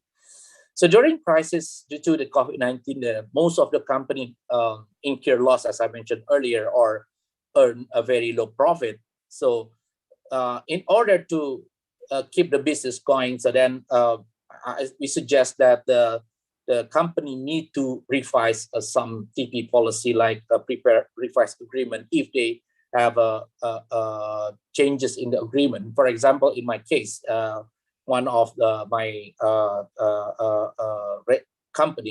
company said that because of this pandemic, then let's say for a lot of mall business, they stop the payment for all the tenants. So the mall business, the company who run the mall, they agreed to stop the not charging the tenant to pay the rental. So in this case, they need to revise the agreement to make it clear to the tax officer that yes, there is a revised agreement, or there is a changing of the arrangement because of this pandemic. And then prepare a thorough reasoning and calculation for the new transfer price, as Pa Amin mentioned earlier. Actually, all the pricing back to the ex-ante, or how to determine the price. But due to the COVID-19, everything will be changed. So even the pricing is changed. Some people say that better I lose the money, losing the profit, than I didn't get anything. So how for me to cover the variable cost at least. So this is the most issue. And then prepare a thorough documentation of COVID-19 related condition and action taken as a part of the master plan local file. Next. Yes, I think this is information that should be provided during the pandemic. You need to provide the analysis, and then related to industry, and then documentation when made decision relating the managing risk, function analysis, new contractual arrangement, and comparison the budget with the actual result, and reason and supporting evidence related to the negative impact of by COVID-19, and also if there is any government assistance, and you need to provide those information as well. Next, please. Yes, I think this is the last slide. I just give some short study case, which is PT XYZ is a taxpayer, and then PT XYZ PT Ltd is the related party, while PT XYZ providing the service to PT XYZ. So the tax authority's opinion that they did not provide sufficient supporting document to prove the existence and economic benefit, and authority made a total tax adjustment for the management service transaction as a primary adjustment. And why they do, I think this is something that I has also mentioned earlier related to the preliminary stages. So this, in the preliminary stages, you need to provide sufficient supporting document in order to prove the existent economic benefit, and also especially these two, in order to prove the tax office that this services also actually have already provided to the related party. And I think as Pak Amin already explained earlier related to this transaction, if the tax office made adjustment as a primary adjustment, the tax authority may make a secondary adjustment and then deem as a constructive dividend. All right, thank you. Hopefully I can meet my limited time. Back to Pak Jul. Thank you, Pak Permana, for your presentation. So I may take note some issues you mentioned. Firstly, that you mentioned some challenges in intra-group transactions, and also what we need to aware of in the intangibles and intra-company loan. You also mentioned things that I think that very useful, that related to the current pandemic situation. So ladies and gentlemen, please stay with us. We still have one more presenter, and I see here there are 2 or 3 questions, and there are 2 persons who raised their hands. Please stay, do not leave your laptop. We'll back to the question and answer after the 4th speakers. Pak Bagus Arianto, he is the Officer of the Directorate General of Custom and Excise, Ministry of Finance. He is now as Section Head of Audit Implementation 2. He also appointed as a member of the Joint Team for Tax Reform Implementation and Strengthening Custom and Excise Reforms. He graduated from the State College of Accountancy in 1996 and master degree from Magister Management UPIAI. So Pak Bagus, floor is yours for 15 minutes, Pak. Thank you. Thank you, Pak Jul. Now I am the last panelist of today. I hope you all still enjoy this session. Okay, Assalamualaikum warahmatullahi wabarakatuh. Good afternoon, everyone. It's an honor for me that we can meet in this great forum. First of all, I would like to greet all the participants here. I hope you all in a good condition, good health, and stay happy through this pandemic.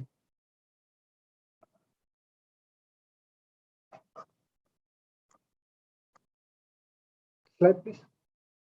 Ladies and gentlemen, along the globalization, the development of cross-border business transaction is very rapid. So it has a significant influence on government in various countries in determining the direction of their policies. This is reflected in the provision, the transfer pricing and custom valuation policies that apply in each country. In addition, transfer pricing and custom valuation are 2 aspects that will arise when multinational company transact or trading across border. Today, I will share you regarding transfer pricing from the custom perspective. My name is Bagus Arianto. I'm a custom officer with 21 years service and mostly in compliance area. Next. Okay, I start my presentation with definition and method of TP&CV, but I will speed up my presentation. M&E have a direct taxation liability on company The mechanism by which M&E determine price for goods, service, and asset bought and sold within the group is known as transfer pricing. Transfer pricing is a neutral concept that simply refers to the determination of transfer price for transaction between related parties. As pointed out by Tax Justice Network, the transfer pricing is not in itself illegal or abusive. What is illegal or abusive is transfer pricing manipulation or abusive transfer pricing. The arm's length principle in generally accepted as the international standard used by business and tech authorities. The OECD has developed the guideline based on arm's length price for the setting and testing of transfer price for direct tax purposes. According to the OECD TP guideline, these 5 transfer pricing as in the presentation that may be used that establish or test the arm's length price in the presentation. Next, please. Next, Pak Anggit. The custom value of imported goods is primarily used as the basis for determining custom duty liability for imported goods where ad valorem duty applies. Tariff classification and preferential origin are the other key elements necessary for establishing duty liability. According Article 15, Article 7 General Agreement on Tariff and Trade, custom value of imported goods mean the value of goods for purposes of levying ad valorem duty of custom on imported goods. And custom valuation is a custom procedure applied to determine the custom value of imported goods. For custom valuation purposes, import transaction between 2 distinct and legally separate entities of the same M&E group are treated as a related party transaction. Such transaction may be examined by custom to determine whether the price declared for the imported goods is influenced by the relationship. The methodology for determining of custom value is set out by the Agreement of Implementation of Article 7 of General Agreement on Tariff and Trade. All WTO members countries have an obligation to implement this agreement and apply this methodology. Some non-WTO members also choose to adopt it. It applies to the vast majority of all international trade. There are 6 methods to determine the custom value and should be applied hierarchically. The method 1 is transaction value of imported goods, and the method 2, transaction value of identical goods. Method 3 is transaction value of similar goods. Method 4 is deduction method. Method 5 is computational method, and method 6 is fallback methods. Next.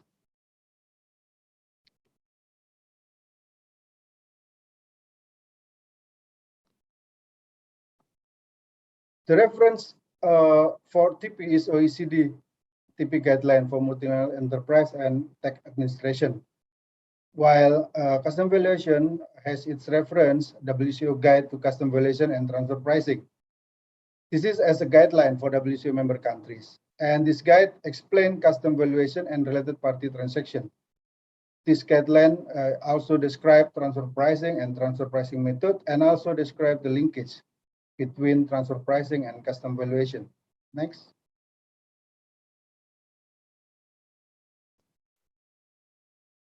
Next, please.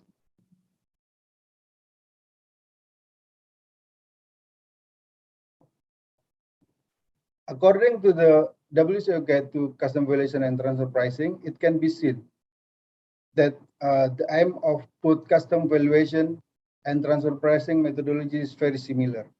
Whereas customs are establishing whether or not a price has been influenced by the relationship between the parties. The tax objective is to seek an arm's length price. Each is ensuring that the price is set as if the parties were not related and had been negotiated under normal business conditions. It had been pointed out that there are marked similarities between the WTO and OECD method for custom valuation and TP respectively. For example, we can see in the presentation in the slide, a CAP method is identical value method. method 2 of custom valuation, and similar value method 3 of custom valuation. The deductive method, Article 5, is similar with the resale price method. And the computed value method, Article 6, based on value, will up from materials and manufacturing and etc. plus profit is similar to the OECD cost plus method. Okay, next.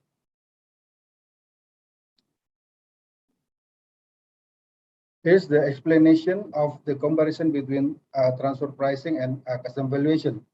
As you know, custom authority needs to determine custom value to calculate custom duty and other state levies. For example,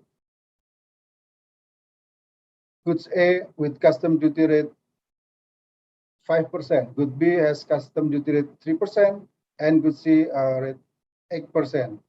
The value of imported goods and the custom duty paid are part of cost of goods sold. And after the total sales minus cost of goods sold, we have gross profit margin. The accumulated margin are taxable profit. This taxable profit is tax control area. Next. With regard of transfer pricing, custom duty and corporate tax are both end of the bus or both side coin. Indirect tax, custom duty is the front end of the bus, while direct tax, corporate tax is the back end of the bus. Custom authority and tax authority have different interests to the total tax collected from importer. Custom wants to collect as much as possible the custom duty, while tax administration want to maximize the corporate tax collected. So there is a competing tension here. Custom administration objective is ensuring all appropriate elements are included in the custom value and is not understated, while direct tax authority objective is ensuring that the transfer price does not include inappropriate element and is not overstated. In the other side, multinational enterprise tend to choose the transfer price which can minimize the total tax burden or tax liability. Next.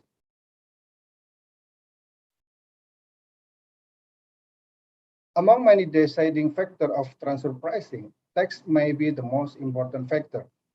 Multinational enterprise tends to choose the transfer price which can minimize the total tax liability of many groups. The price can be set higher or lower than arm's length price. From the basis of WTO valuation agreement, this can be seen as an over or under valuation methodology. Next.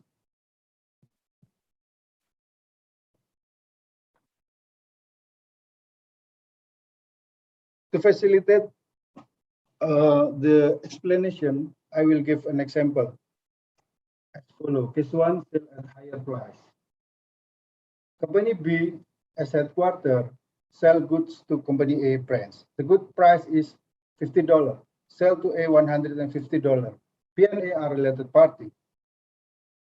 A sell to final customer $200. In other side, company B sell to unrelated party only $100. So what is the impact? The impact is increase in custom value plus $50, but decrease in tax base. The profit of A reduced to $50. The profit is transferred from A to B. And case 2, sell at lower price. Next.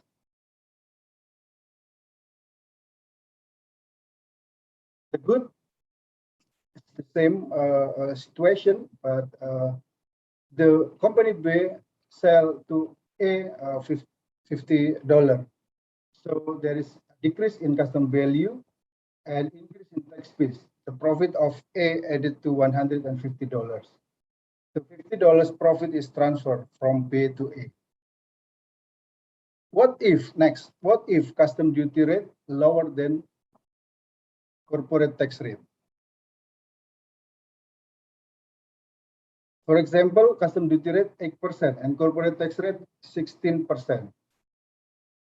At a higher price, the total tax burden $20. At a lower price, the total tax burden is $28. So the transfer price might be decided to be at a higher price to minimize tax burden.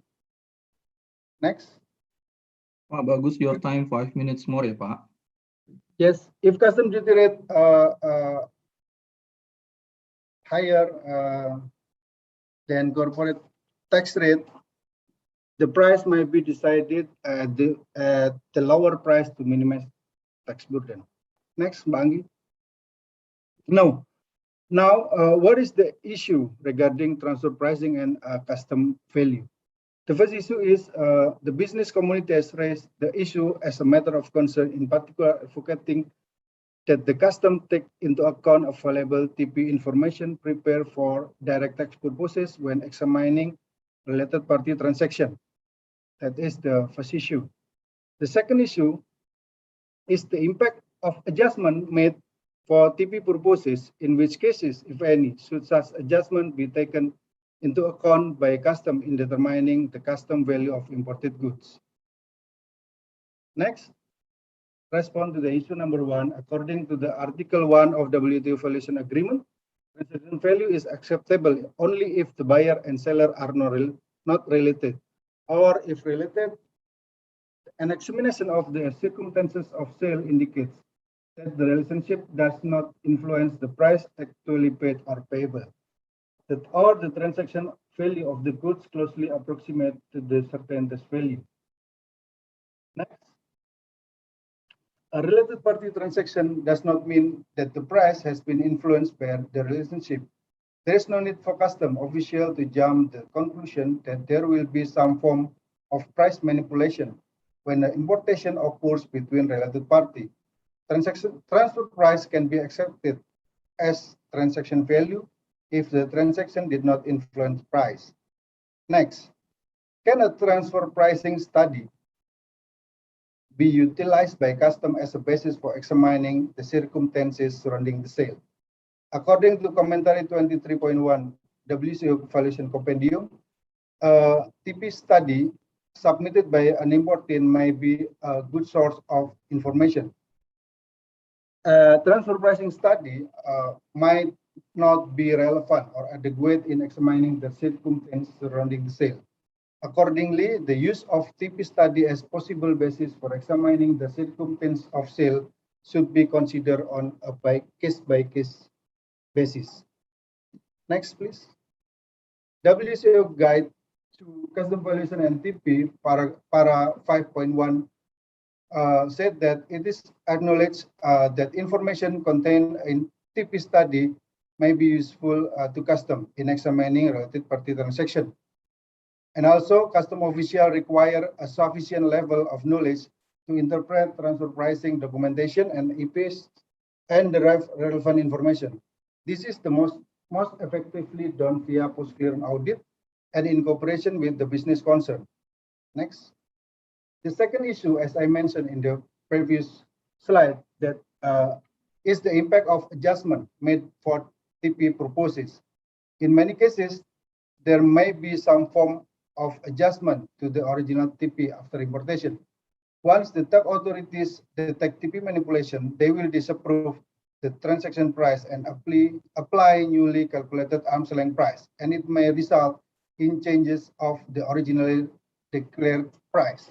When Internal Tax Authority adjusted the transaction value after import clearance was complete, then could Custom Administration adjust the custom value with respect to the determination of tax authority? Thanks, Pak. Please wrap price it up. adjustment, and in case of yes, and in case downward price adjustment, the custom treatment of TP adjustment, however, is currently inconsistent around the world. Okay. Next, the last slide. Pak Jul, this is the last slide. All right. Thank you. We have what next? We have to strengthen the national domestic law for the use of TP for custom purposes. And the second, we need to exchange data between tax authority and custom agency for the use of TP study. And the last focus on is now is custom official should have a sufficient level of knowledge to interpret transfer pricing document and derive information. Okay, Pak Jul, that's all my presentation. Thank you, Pak Bagus. Now we understand that there is a development that transfer pricing is expanding to the value of customs. So, ladies and gentlemen, we enter into the question and answer session. So, the committee will display the question which has been submitted by the participants from the beginning of the session. So, please, speakers, will see. Okay, there is a question from Adrenalia Ratna Julieta. I may read the question for you, or okay, we have okay, this one. So the first question from this webinar, there are many things that can add insight, and I want to ask further about tax planning. Tax planning is very necessary in a country's taxation. What is the underlying reasons? Anyone can provide the answer for this question? Pak Amin or Pak Permana or Luis, please welcome, but please do not make a long, be short, please. From me first, Pak Julia. Yeah, please, Pak Amin. Okay, thank you. I think before we have comprehensive understanding on the tax planning, we should differentiate between the tax planning and tax avoidance, actually. Sometimes the tax planning is very thin, different when we compare with the tax avoidance, because some people say this is tax planning, but some people say that it is tax avoidance. But I think this is the spirit. If the tax planning or tax or whatever the taxation to be planned in that matters, if the intention just is to avoid the tax or to minimize the tax without any morals, I think this is tax avoidance. So that's why the tax planning actually is illegal and very unearned. But the tax avoidance, another side, yeah, even it is not truly illegal, but it is not honor for the economy and not fair for the taxation. Okay, that's my view, Pak. Thank you, Pak Amin. Any other speaker want to add? Yeah, I want to add something, Pak Jul. Yeah, is it Yes, please, my Pak. voice is clear? Yes, clear, Pak. Please. Okay, all right then. So basically, well, I was saying that I think Pak Amin already mentioned earlier in the presentation. So transfer price in the application of the arm's length principle in the transfer pricing is treated the related party transaction as if they're doing to the independent party transaction. So in this case, the tax planning related to the transfer pricing, so they need to put the transaction commercially or in relation with the, they treat it as an independent party. So this is something they need to do. How to make the related party transaction in the arm's length basis based on the transaction with the independent party. All right. Yes, Pak. Thank you, Pak Permana.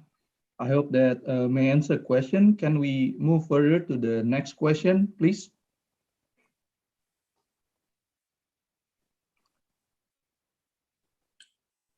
All right, the next question from Pak Arles Ompusunggu.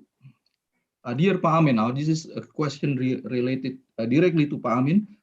In relation to the motive of domestic taxpayers to carry out a transfer pricing transaction strategy between companies in one group, is it effective for the DGT to apply the arm's length, prinsip kewajaran, dan kelaziman usaha to domestic taxpayers who are in the same tax rate regime with the consequence of making corresponding adjustment for which there is no official regulations?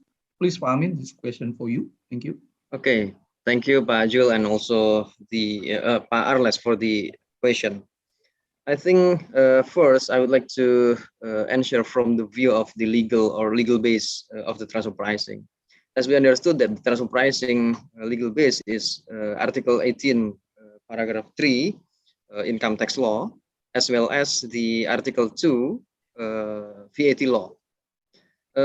In Article 18, Para 3, Income Tax Law, it mentioned clearly that the tax authority have an authority to make adjustment for the related party transaction when it is not arm's length. So in this article, no limitation about the related party transaction to be adjusted. It could be also international transfer pricing or even domestic transfer pricing. So this is the first that I would like to have a view regarding this situation. The second, regarding the VAT law. We understood that in Article 2 VAT law, it mentioned clearly or regulated clearly that when the price for the VAT invoice not expressing the market price, then the price should be adjusted to market price. It means that even a domestic law, it is concerning the income tax law, but for VAT also to be a concern, because the VAT for the collection of the tax during the transaction should be at arm's length. So it means that if you can do the arm's length principle in your domestic transaction, if you can do your arm's length principle in your domestic transaction, why you shouldn't do that? So I think to make it easy, so the domestic transaction, even it is in some people view it is no impact, but this is the law, the regulation. So in our side, because the tax office just doing the work based on the law, then I think domestic related party transaction should be at arm's length as well. And the third, actually, this is the principal reason. The tax office actually do not know exactly what the motive of the related party transaction, where it is at not arm's length. So the tax authority should be in a neutral position when the taxpayer having related party transaction at not arm's length, then it should be adjusted to be an arm's length. I think it is not only the taxation issue, but also for the fairness issue, because when we have a transaction with independent party, everything to be considered, and we will protect our interests to be a best interest for ourselves. But for the related party transaction, which is the big company or the group big company, I think they can do freely without any limitation. I think it is not fair. So that's why even domestic law, it should be at arm's length. Even though for the taxation in terms of income tax law, it seems no impact, but please also understood there are some different bracket of income. For SME, we have a special rate, a final special rate for taxation. For the taxpayer lower than 50 billion per year, they also have a special rate. For the taxpayer having a tax holiday or tax incentive, they also have a special rate. So everything can do that. So in my view, if you can do your transfer price at arm's length, why you should not do? Just like this. Thank you, Pak. Thank you, Pak Amin, for your answer. I think we still have two questions for the speakers, but I've been informed by the committee that we have to stop at 5:45, and now we are 5:47. So we are very sorry that we have to finish this session. We would like to thank all the speakers and to all of you who has participated in this session, for those who raised questions, and hope to see you again. Please stay safe and take good care. I'll return back to Mbak Monica as the MC. Goodbye, everyone. Thank you.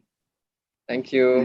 Thank you very much, gentlemen. Bapak Jul Saventa, Bapak Ahmad Amin, Bapak Permana, Mr. Louis Carrillo, and Pak Bagus for the insightful discussion.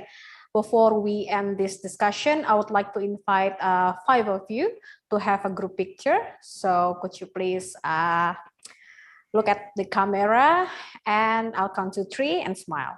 1, 2, and 3. 1, 2, 3. Very good, gentlemen. Thank you very much. Ladies and gentlemen, that's all. That's the end of our first day of the conference. On behalf of IAI, I would like to extend our sincere gratitude to our sponsor, who also the co-host of this conference, Bureau van Dijk, a Moody's Analytic company. I would like to also remind you to join our second day of conference tomorrow. We will start at 1 p.m. Jakarta time sharp. Please to use the same join link to join us tomorrow, because we will have a very interesting panel discussion, among others, the current development of exchange information, international aspect of law drafted of general provision and procedure, and also the taxes challenges arising from digitalization. So do not forget to join us tomorrow. My name is Monica Nabilia. Thank you. Stay safe, stay healthy, and good evening. Thank you. Thank you, Monica. Thank you, everyone. Terima kasih, Bapak-bapak dan Ibu-ibu sekalian. Sampai jumpa besok. Thank you, Pak Amin, Pak Your Jul. business is a living thing, Terima kasih. growing and evolving based on the decisions you make, the directions you take. Chartered accountants have the breadth of skills, commitment to ethics, and global expertise to help your business thrive. We are uniquely experienced to make a difference to your world. Choose a difference maker. Choose a chartered accountant. Kapan aku harus close?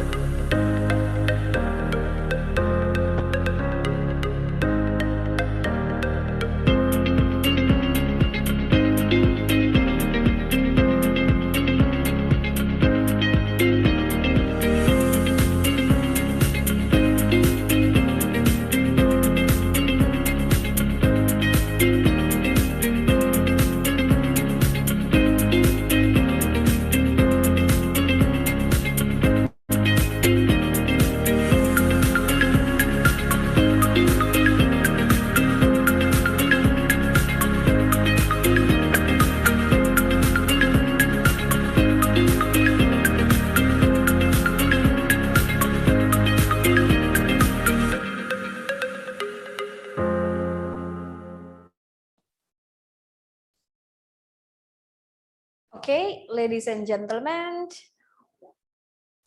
we will end this Zoom webinar room on 3. 1, 2. Thank you, Mon. Thank you, Bye-bye. Pak Edu. Yeah.